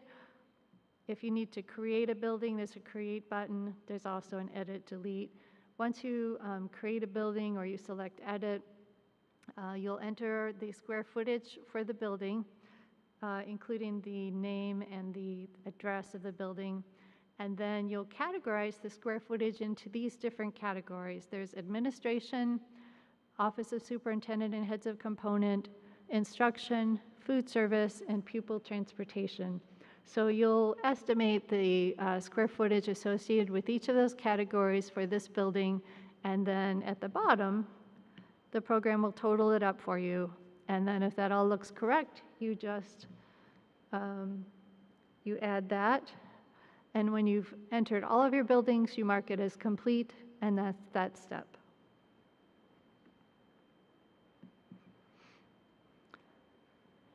Alternatively, you can use the full-time equivalent allocation if that's easier for you or you feel like that's a better method. So this, you basically you list individually all of your staff for superintendent, heads of component, and other employees who have indirect time. And this should match up, kind of sync with your organizational chart, which you'll also upload. So from here, you would, of course, select full-time equivalent allocation, hit edit, create to start adding employees, and then you add each of your employees. You'll add the name, the title, and then the percent direct versus indirect or heads of component. And then it gives you a total percentage. You add the employee. You continue to do that for each of the employees with indirect time until you're finished, and then there's kind of an all other category. So this is just an example of what one would look like. Once you've entered everybody, you mark it as complete, and that's that. So backing up a little bit, what does the application process look like overall? First of all, it's being bumped forward a little bit. You'll be applying beginning in the fall, this fall, for your fiscal year 2025 rate, as opposed to in the spring when we traditionally have applied. When you go to your Form 9 dashboard, on the top right, there will be a link to your indirect cost rate dashboard. And let me go forward just a little bit. It kind of looks like this, where you have steps. It's similar to your Form 9 dashboard kind of format. But this is what the delegation agreement looks like. We're excited that it's electronic format. So you will complete that electronically, and then you'll look at step 2, which is to upload the org chart. If you look at this dashboard page, over to the right is a year that you can select. So if you want to view a previous year's rate or previous year's information, you can do that. The org chart upload is just similar to how it was last year. It's just a PDF file that you upload. Then this is that step 3 that we talked about earlier, where you choose between square footage or FTE. You enter that information, and then you, once that's all complete, then you have fully submitted your indirect cost rate application. And once DOE has calculated all the rates, we'll send out a Moodle announcement, and then it will be available in your indirect cost rate dashboard, and you can click on that rate to see that and the additional documentation anytime that you like. We do have more information in Moodle under indirect cost rates. Any questions about the indirect cost rate changes? Okay, let's talk just very briefly about using the rate. Sarah Pearson covered this at the May IASBO conference in much more detail, but I just wanted to hit a couple of highlights. The usage of the de minimis rate has changed a little bit, and we just wanted to point out that if you would like to use the de minimis rate, you will need to submit an application for use of the rate. It's just, it's a very brief application, but it does need to have approval before you can actually use the rate for reimbursement. And then as far as using rates is concerned, just 3 points I wanted to highlight. We do have an MTDC worksheet in the indirect cost rate folder of Moodle, and we really recommend that you use that, because then it calculates for you. You just kind of do data entry to fill out the worksheet, and then it calculates for you the amount that you can be reimbursed for indirect cost rates. And it also has all of the documentation that you need should you be audited by either IDOE on behalf of USDOE or USDOE directly. Just be sure that you align the fiscal year of your rate, like the 2024 rate, 2025 rate, align that with the grant usage to which you're applying the rate. Grants that span more than 1 year may have more than one rate applied to them. Just make sure that you're coordinating the usage of the grant with the fiscal rate that's appropriate. And then also be sure that if it's a restricted grant, you use the restricted rate, and unrestricted grant goes with unrestricted rate. If you have any questions, feel free to email us at icr@doe.in.gov, or you can always reach us at Form 9 too. If you have any questions about this or anything else, feel free to email us at Form 9, and we appreciate your time and attention. So I'll turn this back over to Melissa for some other updates.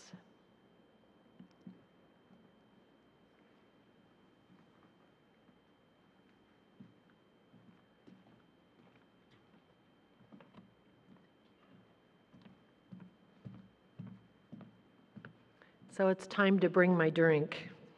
It might be a while. So thank you to Amy for the Form 9 updates, and there's information going out in Sam's and Pam's this week on the next submission process. So now we're going to switch to Office of School Finance updates, which primarily focuses on the funding formula for fiscal year '24. I anticipate funding formula worksheets being released to schools tomorrow. You won't have access to Form 54 until July. That's the next thing we're in the process of working on. We'll talk a little bit about legislation and some other info. So for fiscal year '24, if you haven't heard by now, the cap has increased to $8.84 billion. Currently, it is at $8.2 billion. We've made our June payments, and now our focus is primarily on July. We'll still have one payment each month, at least 40 days apart. If you look in the information that's posted today, it includes the payment dates.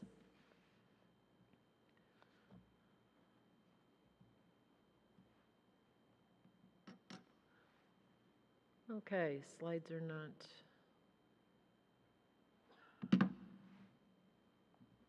There we go. There we go. So for tuition support, it includes the following grants. And as I said at the May IASBO workshop, we have 2 new grants that are part of tuition support this year, non-English speaking and the academic performance, which used to be the honors grant.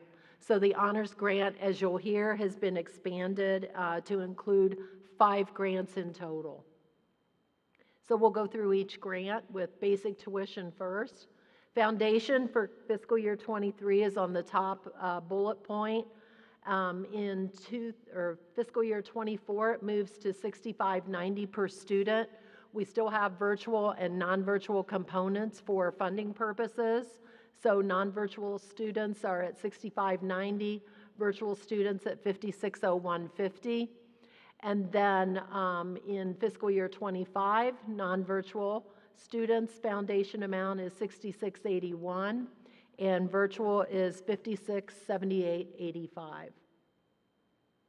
The complexity multiplier, which is used to calculate an individual per student amount based on demographics of each school, moves to $39.83 from $37.75 this year. And in fiscal year '25, that moves to $4,024. As with the prior 3 or so budget sessions, the complexity multiplier is based on SNAP, TANF, and foster care info. So we had that info for October 1 of '22, and we'll carry that forward for the fiscal year '24 and '25 formula. So the percentage that you saw on the LSA runs as your SNAP, TANF, foster care number is likely the very percentage that we're using in the formula. As far as the payment overview, the anticipated payment overview is July to October. We're using your April '23 ADM that you provided. You gave us an estimate. We may or may not have modified it depending on whether your estimate was increased, whether it increased quite a bit. In November, we'll load the new October ADM counts and reconcile and continue to use that count until March. And then when we load the February counts, we'll change April to June based on that February count. But the key point is basic grant funding for July to December is based on that actual October count, while January to June is based on the February count. So we're using 2 counts again for both fiscal year 24 and 25. The reconciliation period, as I just said, is the same for school corporations and charter schools. But then first-year charter schools, of which we have 5 new ones this year, have a little bit of a different reconciliation process because we have to determine their complexity funding in January based on their data. Membership and attendance. I know Linda talked a lot about membership and attendance, but I'd like to go back through it. I consider this critical for finance personnel to know and to watch what's happening with it in your office. If you don't follow any other data, which you should, please follow membership and attendance.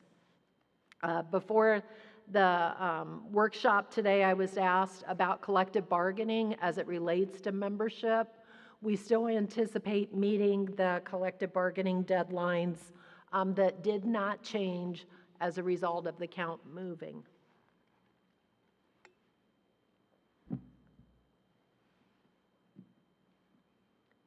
So for membership, the fall count day is October 2nd. Normally it would be October 1, but because that fell on a Sunday, it moves to the next business day. The spring count day is Thursday, February 1. And then this is what's key, and this is kind of drawing attention to what Linda was saying about knowing what's going on with membership, making sure that starting when you're able to start uploading information for the 23-24 school year for students as it relates to funding and attendance, that your schools start doing that this summer, and that when the October 2nd and or February 1st count day arrive, you've got your kids in the system, you've addressed issues associated with them, whether they're excluded, whether you have errors, whether you're missing data, et cetera. As I always say, October 2nd and February 1st are not the first day you should be thinking about membership. It should be the last day, and you should be in the mindset of, okay, what's happening with our certification process? So October 2nd is the count day, and then the data team gives you until October 5th to submit all of that information. It's a short time frame, but you had since the start of school year. And then from October 6th to 13, which is the certification window when you're certifying that data, you can still clean up information as you have in the past, but the situation is if you need a validation run or something like that, you have to have the IT team at DOE do that for you. So it should be a very limited cleanup process on your end to address those last minute issues that you have with a membership record.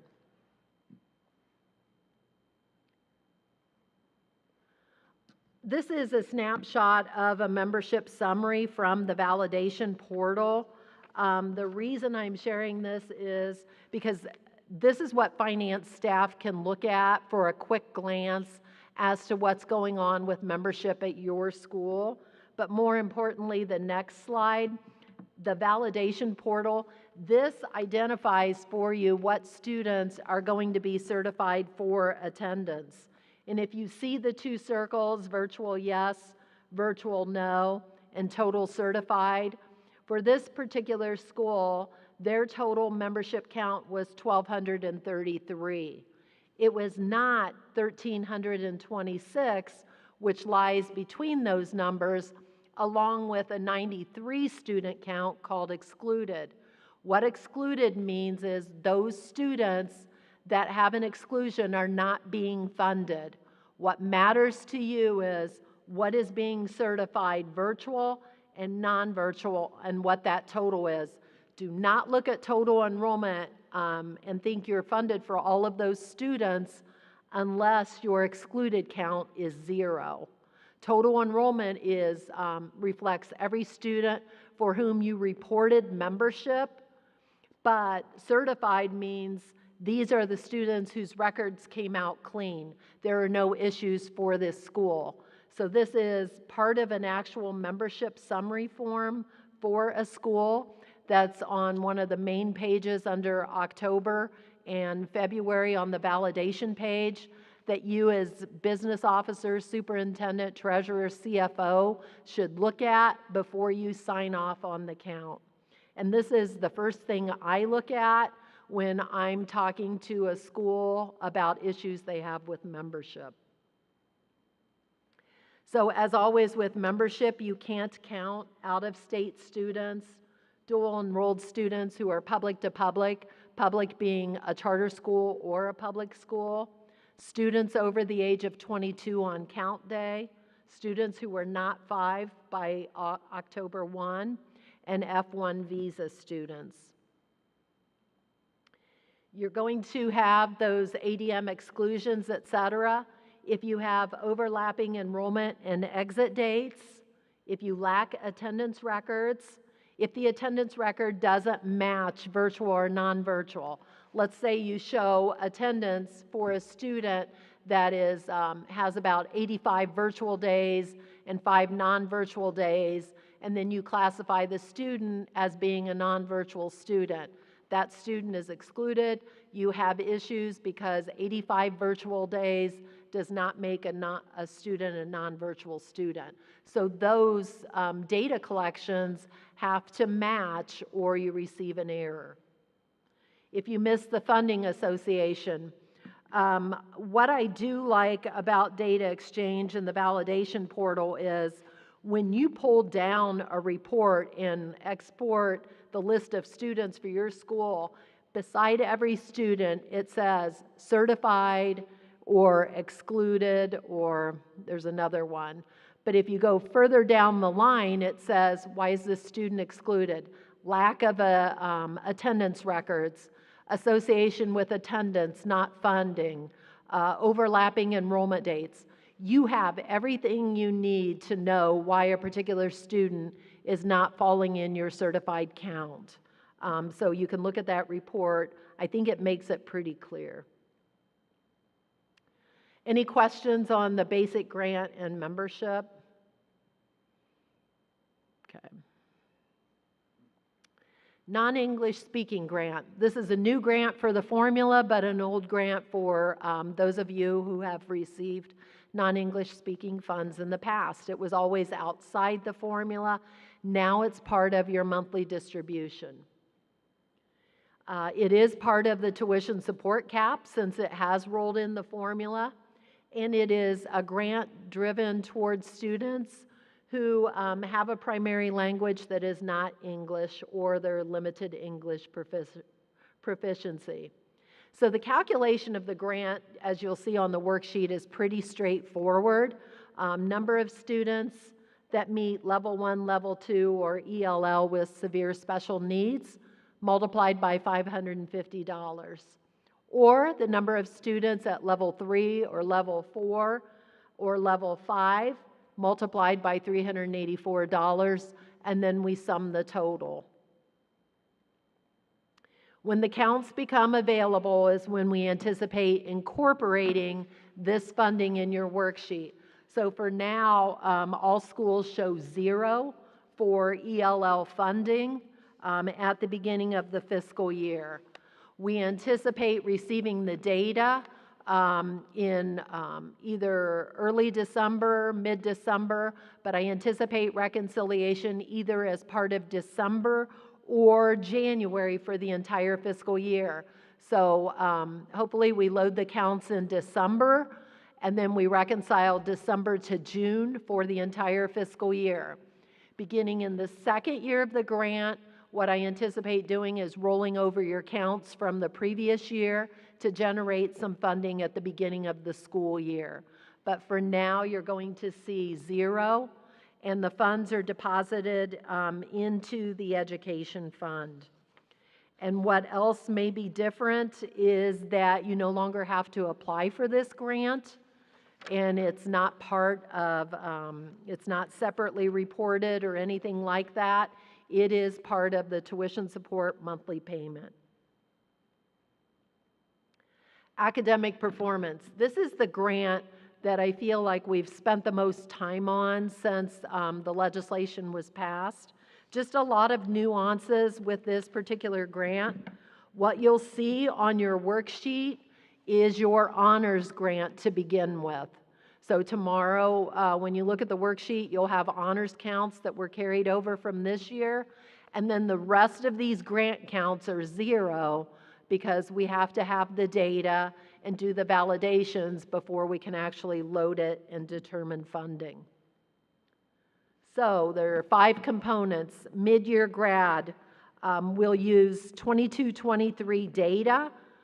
You're reporting it now, I assume, through the graduation report, and then multiply that by 1,500 for eligible students. That's your mid-year grad account grant. So for 22-23, which students graduated after the September count day? They were part of the September count day, but they graduated before February 1, no longer enrolled in receiving services, and those become this particular count. For honors, honors works the same way it always has, where we use your graduate report data again. We determine, was that student SNAP TANF foster care or non-SNAP TANF foster care? Depending on where the student lands, it drives 1,500 funding or 1,100 funding. These 2 grants use fiscal year 23 data. For the other 3 grants we'll talk about, they're using fiscal year 22 data. Dual credit, dual enrollment, $40 per credit hour. We're required to cap this grant at $1,200. So one of the validations is to look at a student, look at the credit hour multiplied by $40, and keep a student at or under the 1,200 level. So that's a validation. For the Indiana College Core 30, which is also based on fiscal year 22 data, we'll work with Commission for Higher Ed to obtain the data, see if they meet the requirements of the grant. If they do, that generates $1,500. And lastly, on the associate's degree grant, each student who successfully completed requirements for an associate's degree, even students with a junior pathway, based on fiscal year 22 data, can generate $2,500 for a school. So I keep saying it and keep saying it, and there's a reason. These grant calculations require a validation. And the key point is bullet number 2. The grant is equal to the aggregate of the single largest amount determined for each student. So let's say a student qualifies for 3 grants. Qualifies for, now I forget the grant names. What's the largest? Associate's degree, $2,500. The student could have generated money under the Indiana College Core. The student could have generated money under honors grant. What we have to do is run a validation, determine the highest value grant, and only allow the student to fall under and be included in that grant calculation. So for fiscal year 24 formula purposes, for any student that falls under one or more of these 5 grants, the dollar amount that you will receive is the single largest amount determined for that student. So the student will only show in one category or for the next fiscal year. The distribution of this grant, because it's part of tuition support, will be a monthly distribution. But we don't have the counts available at this time and are working on that, creating the cross validations. So I anticipate this grant being populated toward the end of this calendar year, December timeframe. and then reconciled over fiscal year '24. So for the academic performance grant, initially you're going to see your honors grant funding that matches what you received in honors grant funding for fiscal year '23. Then later this year, we're going to look at mid-year grad, associate's degree, the College Core 40, the dual credit, and the honors, and make sure you receive the largest value grant for each student for whom we received information. So there will be cross-checks in between the various grant types.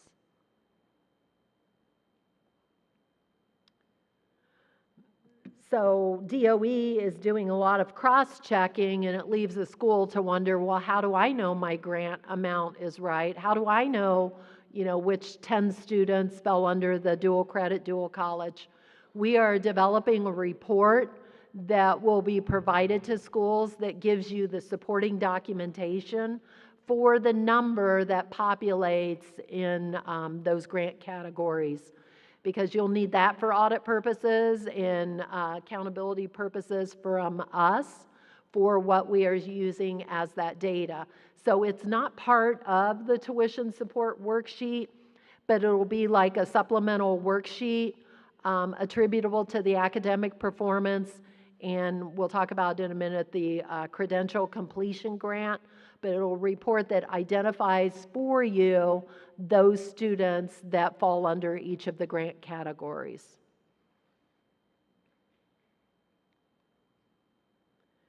As with honors, historically, moving forward, the honors grant, we're still required to do a check that the funding that you receive for the honors grant, dollar for dollar or more, you need to spend for the honors-related activities in fiscal year '24.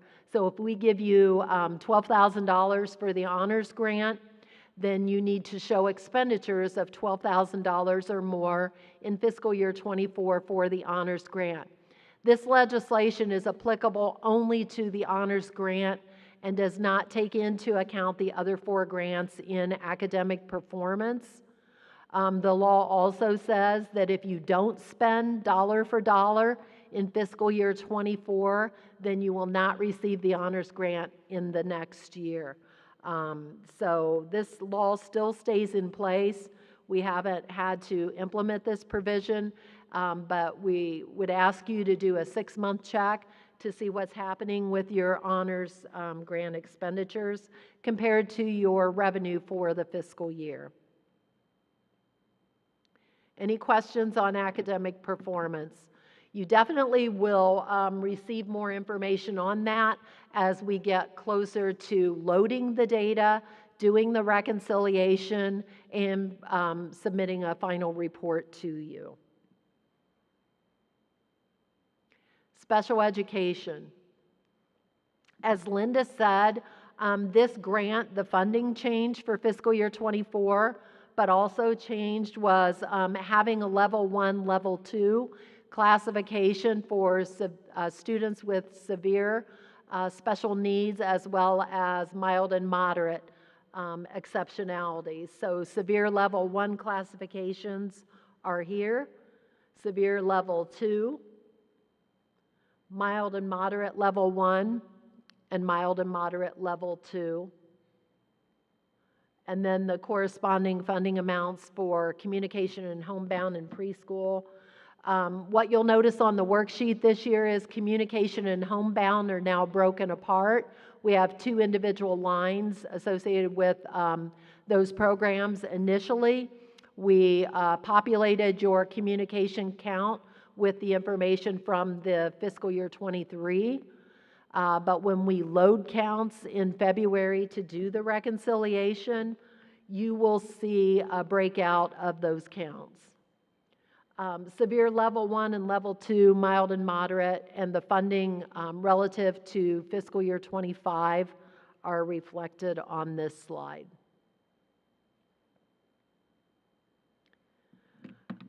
The one grant that is not changing as far as the reconciliation process, statutorily it's the same and it's very specific, is we'll reconcile in February your special education grant If we owe you money from July through September, you'll receive it in one lump sum. If you owe us money, like we overpaid based on estimated counts, then we'll proportionately reduce your February to May payments to capture that difference, and then you'll have a normal June payment.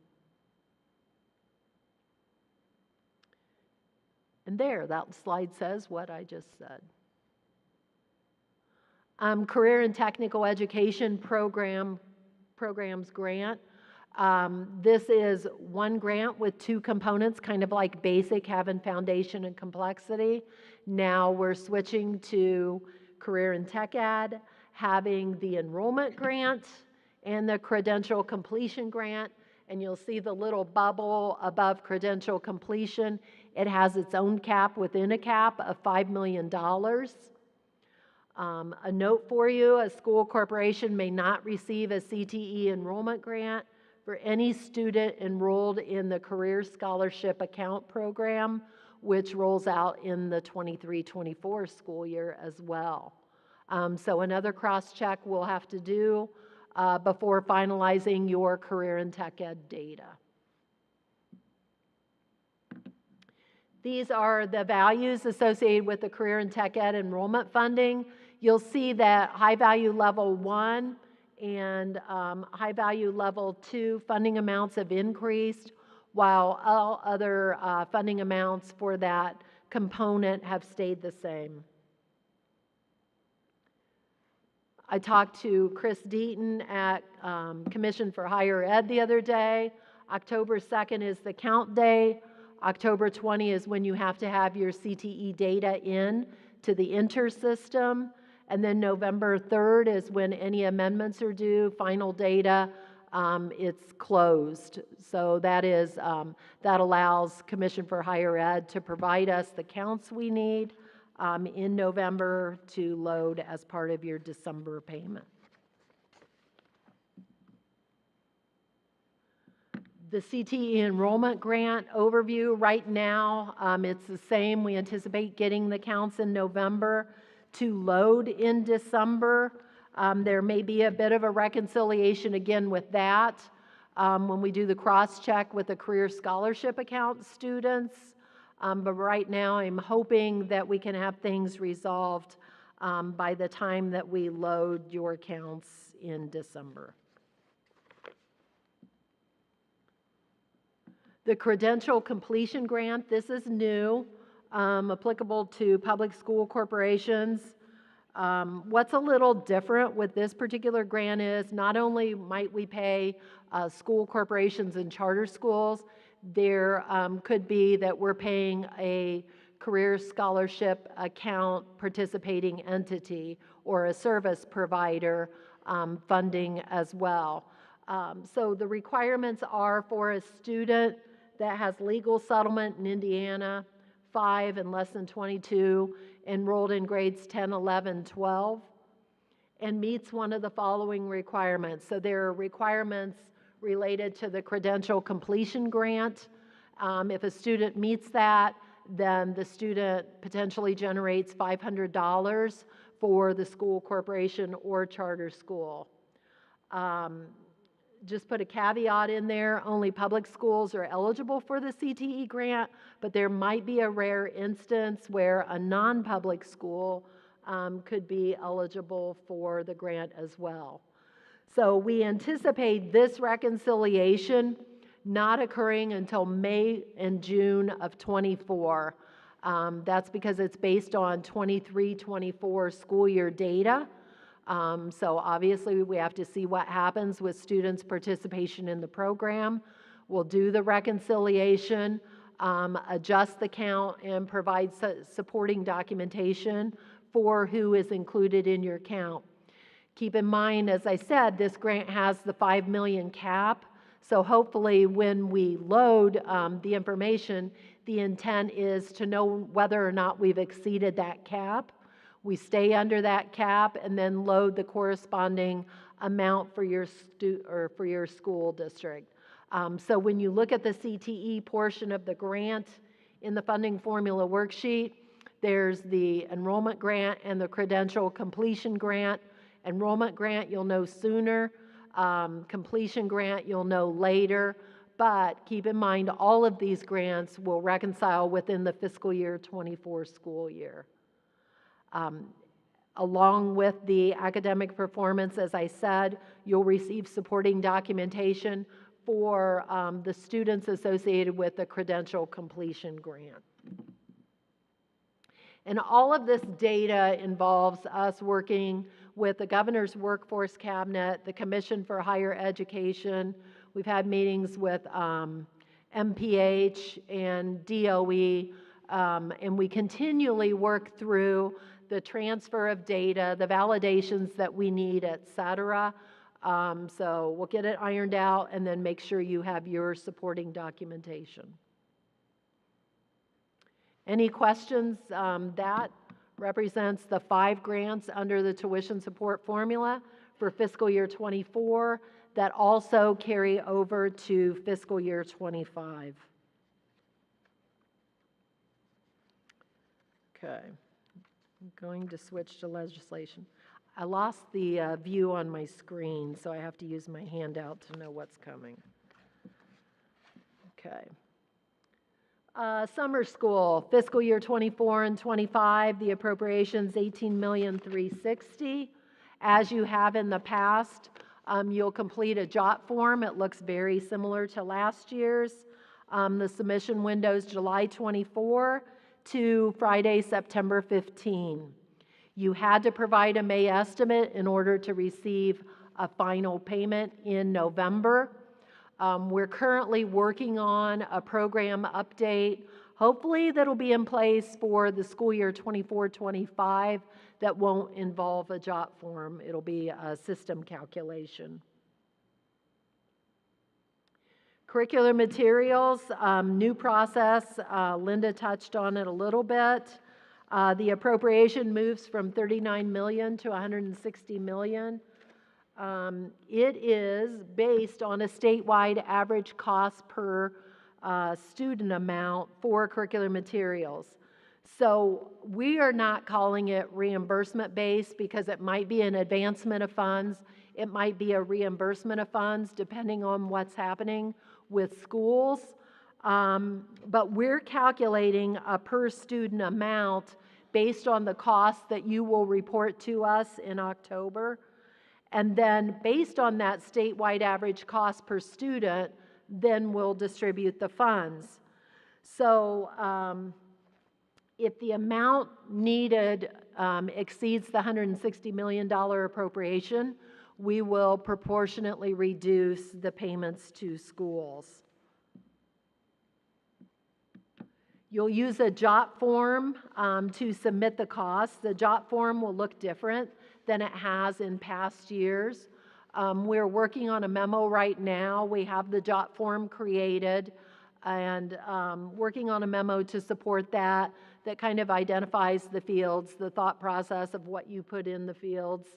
But we'll also use the fall ADM count to allocate the funds. So you won't be reporting student level data as part of the JOT form or as part of data exchange. However, non-public schools will continue to utilize the same process that they've used for the last few years. This is the JOT form. It has 2 columns. Basically, I know you can't see it, but it lists grades K to 12, and then it lists the total cost column. So you're just reporting the cost of curricular materials. When you submit the JOT form, which should be done in one sitting, you save it, you receive an email acknowledgement, and then from that email acknowledgement, if you need to go back in and edit the form, you can do that. But the JOT form should be relatively quick. What's going to take time is for you to figure out the costs at the local level based on grade level amounts.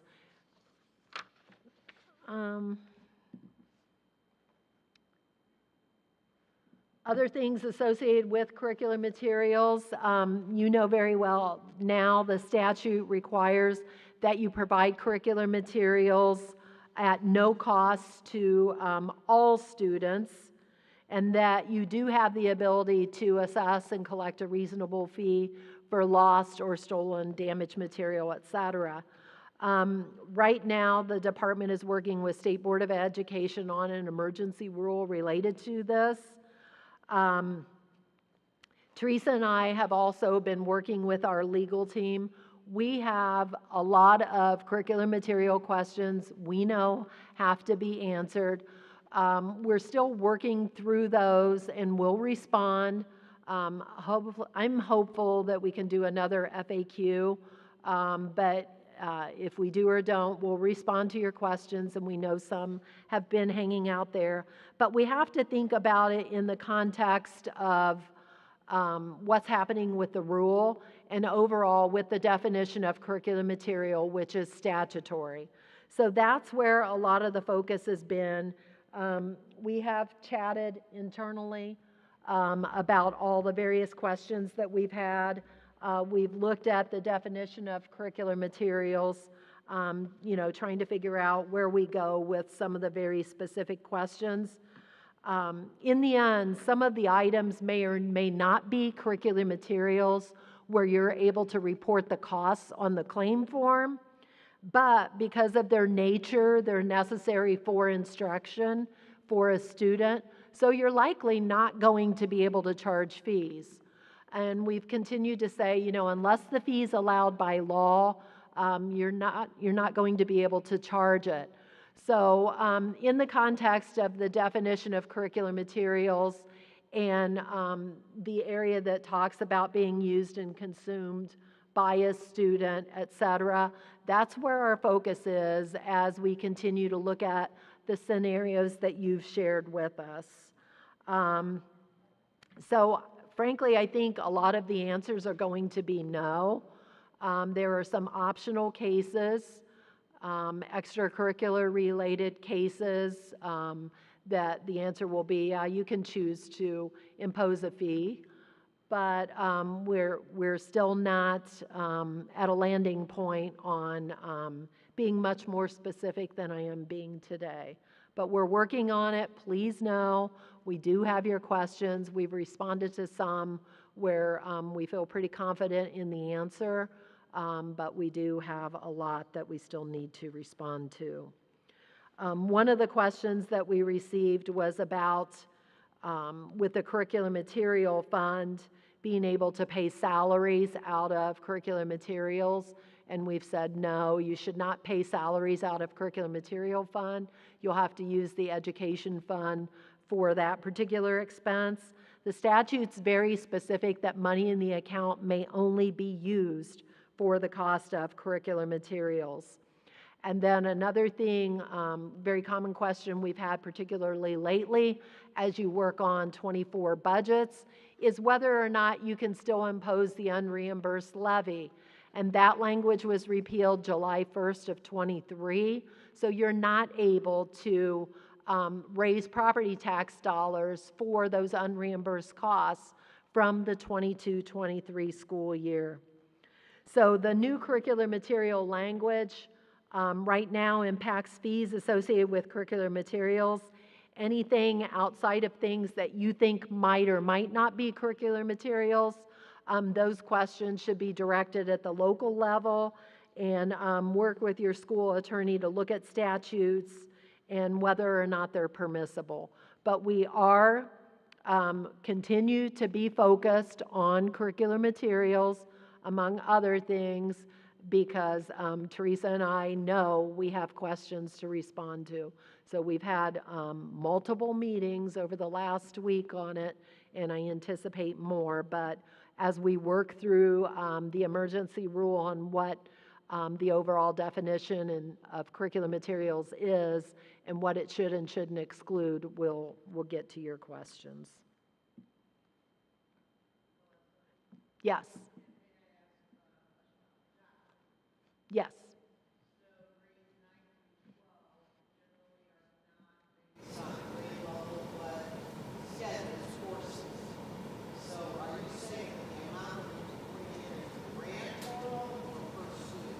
So her question is on the JOT form, grades 9 to 12, they are based on course level and not student,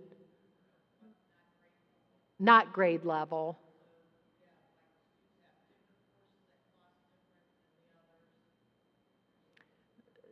So it's varying costs per courses, et cetera. So on the JOT form, by each grade, you're going to put in an amount. So if you don't know, like for all my ninth graders, this is what it's costing because some things may cross different areas, you're going to have to just use your best, the best estimate that you can to allocate those costs to that grade. So whatever you use, just be reasonable and have documentation to support how you allocated the costs among the different grade levels. Because what these numbers feed into on this JOT form is the total statewide cost being submitted for us to determine the statewide per pupil average cost to allocate that amount then to the funds.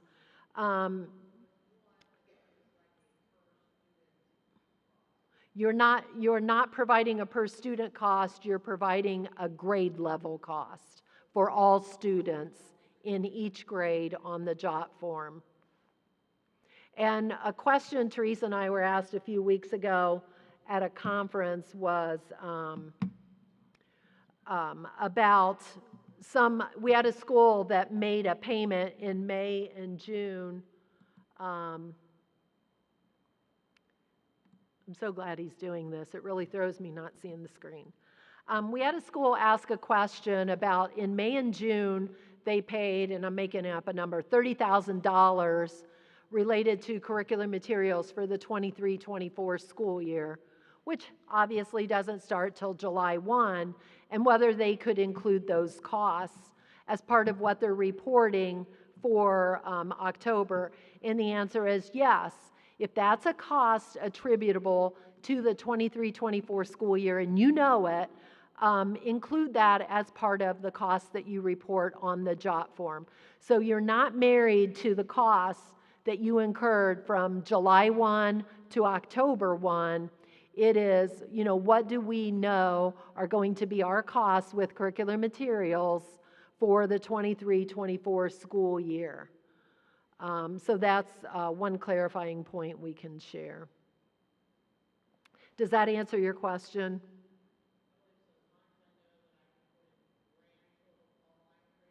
Yes, grand total.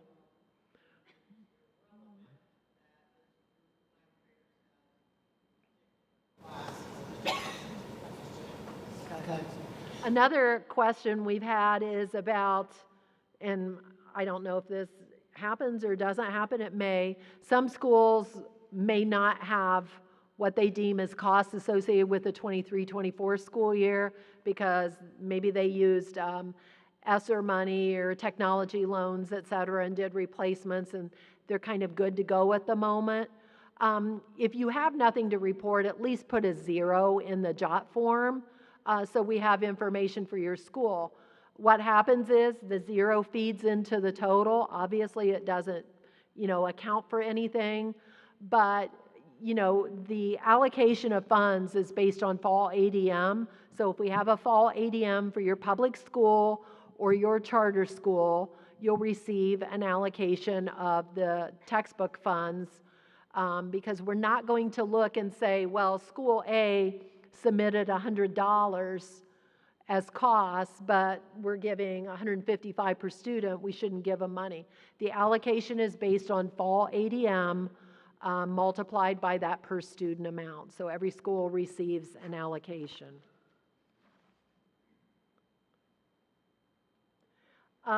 This slide talks about your ability as a public school or a charter school to rent materials to non-public schools and deposit that revenue into your curriculum material fund. And you have the ability to negotiate that rental rate with those schools. Another provision in 1001 refers to the operations fund levy, which is a formula-based calculation and excludes a virtual charter school and adult high school. There's a couple of provisions in 1001 and 391 where we're working with Department of Local Government Finance and having conversations because Department of Ed has to look at the status of students within school corporations to determine a percentage should they receive an allocation of funds. We'll use fall ADM to make those determinations and calculate those percentages, but the one in 1001 pertains to the operations fund levy, and then you'll hear about 391, which talks about the school safety and referendum. The annual financial report under 1638, the report that you were required to file August 1 to August 15, published in the newspaper, has been repealed, so we did not send that info out. You will continue, though, to file the required report under Gateway for State Board of Accounts.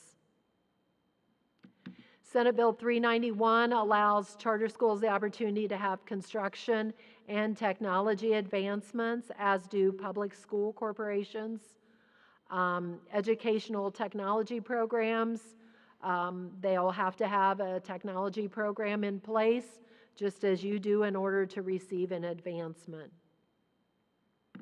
As I said in 391, the referendum language in there applies to 4 counties, Lake Marion, St. Joe, and Vanderburgh, and these pertain to resolutions adopted after May 10 of 23. We have to look at the charter schools that, what we have to do is look at the students located within a public school corporation. If they're going to a charter school, notify the public school what charter school those students are, and then each charter school has the option to elect in to participate in the referendum. And if they do, it imposes some requirements on charter schools as far as reporting, but it also requires the department to determine what is that proportionate percentage that the charter school and the public school would receive of those funds. Because it's applicable to the 4 counties, and also if one of the school corporations in one of those 4 counties is a distressed school, then the language does not apply. Advancements, the window to accept school technology advancement applications is currently open and closes July 14. That's the $5 million we have available each July for public school corporations to seek an advance. We anticipate taking the information to the State Board of Ed for consideration at their August meeting. We do anticipate accepting common construction and technology advancements in the fall. We usually do that, I think, September, October timeframe. Take the information to State Board of Ed before the end of the school year. Seems like the last several times we've had about $30 million available for each loan type. So if you're looking to replace laptops, iPads, things like that, and you meet the requirements for a common school loan, it may be that this is something you want to consider in the future. As Amy said, fiscal year 25 indirect cost rate application period will open up in the fall of 23.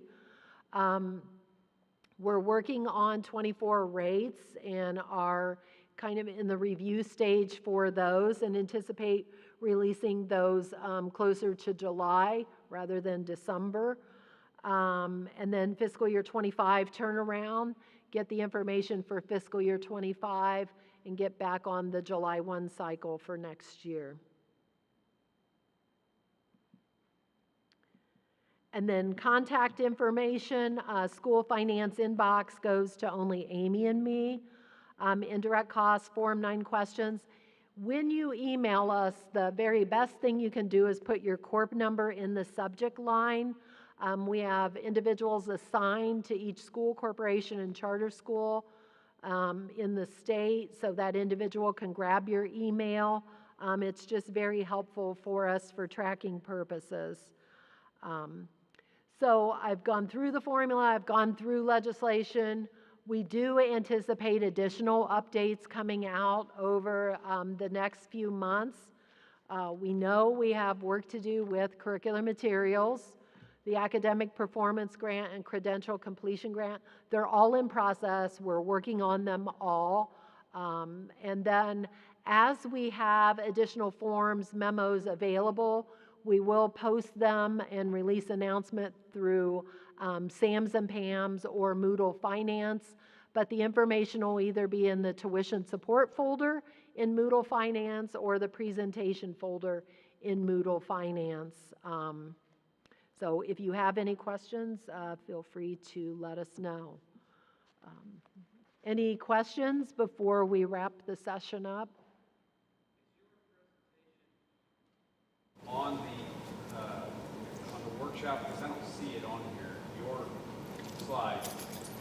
Yes. Somebody asked me that, and we'll check, but my presentation, is it in Moodle Finance? It should be in Moodle Finance under Presentation 23 Workshop. It's linked in the agenda that's posted in there, but we can also post it under it as well. Everything that we discussed today is linked in the agenda, and then we can post the presentations under it as well.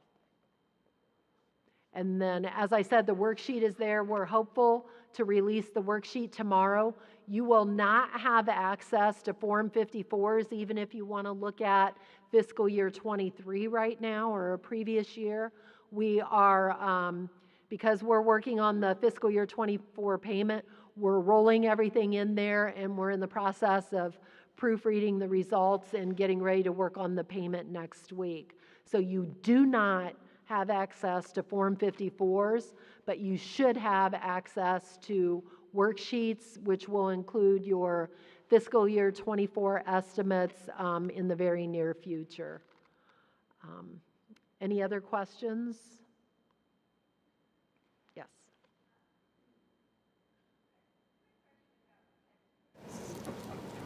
We issued each of our students a device to use, and we charge them technology fee.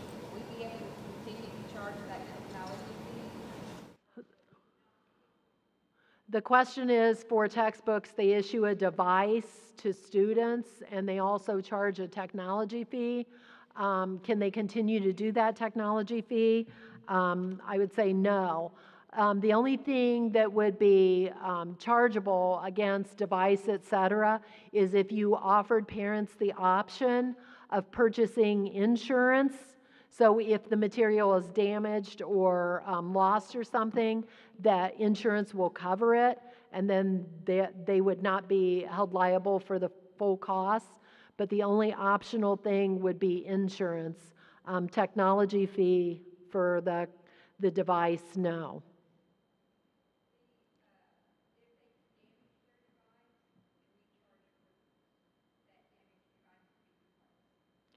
So the question is, if a device is damaged, can they charge or can they request coverage for that damaged device? So the legislation does have a caveat that if curriculum materials is lost or severely damaged, et cetera, you have the opportunity to request the costs, recover the costs of that. So that was clarified in the language, as well as whether or not it's a student who's eligible for free or reduced lunches or not, you have that ability.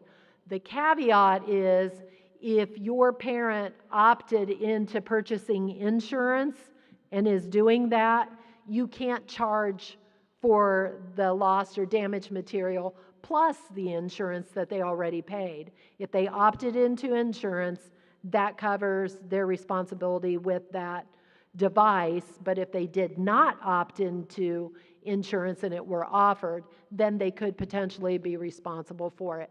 And that is one of the focuses of the emergency rule, is the legislative language says, work on emergency rule related to that.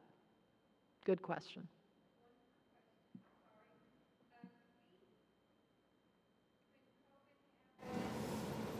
Instead of the parents buying the students' classroom supplies,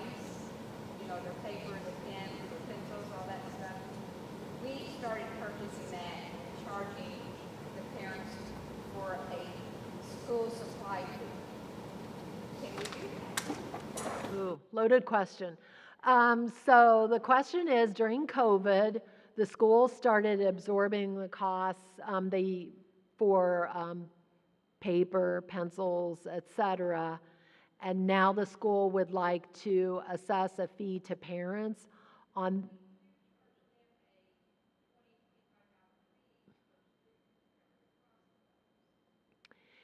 And right, she's adding that they're currently charging a $25 supply fee. That's outside of curricular material. I anticipate that could be addressed in the future, but because that's outside of curricular materials, I would check with legal counsel and see if they think it's authorized. That would be my answer today. I don't know. Do you know based on?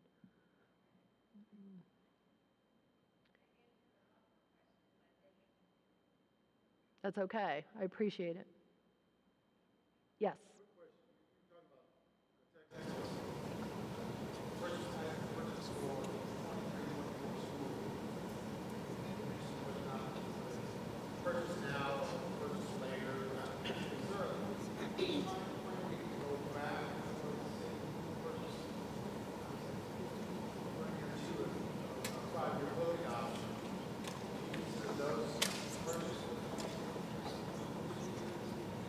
So the question is about when I said someone purchased curricular materials in May of '23 for the '23-24 school year, and they could include those as costs for the '23-24 school year because they just paid them and it's happening.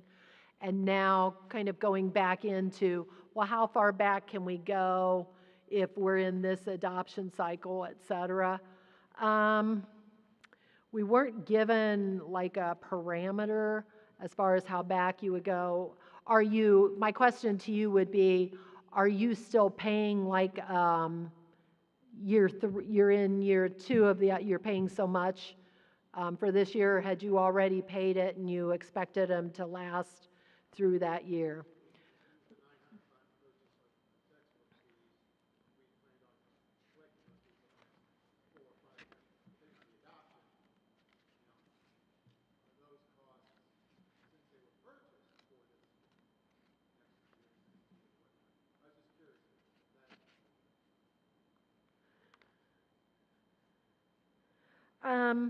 We weren't given a time frame for how far back you can go. Maybe we'll note this. I guess I would like to look into your question more because do you have the costs associated? Another question. Do you have the costs associated with each year of the adoption cycle, like what it would have been in year 1, 2, 3, 4, 5?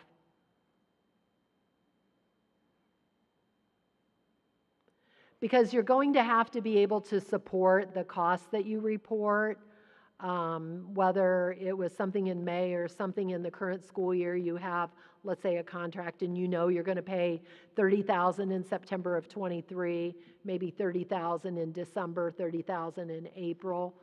So I'm just tying it back to being able to support the costs associated with '23, '24. Right.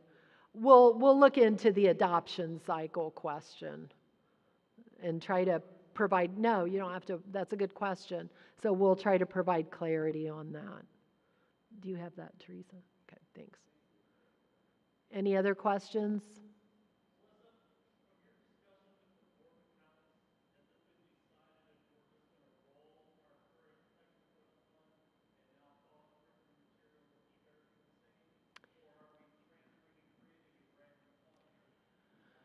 So the question is, with our discussions with Board of Accounts, are we going to just maintain Fund 900, or are we going to request that schools move the money and create a new fund number?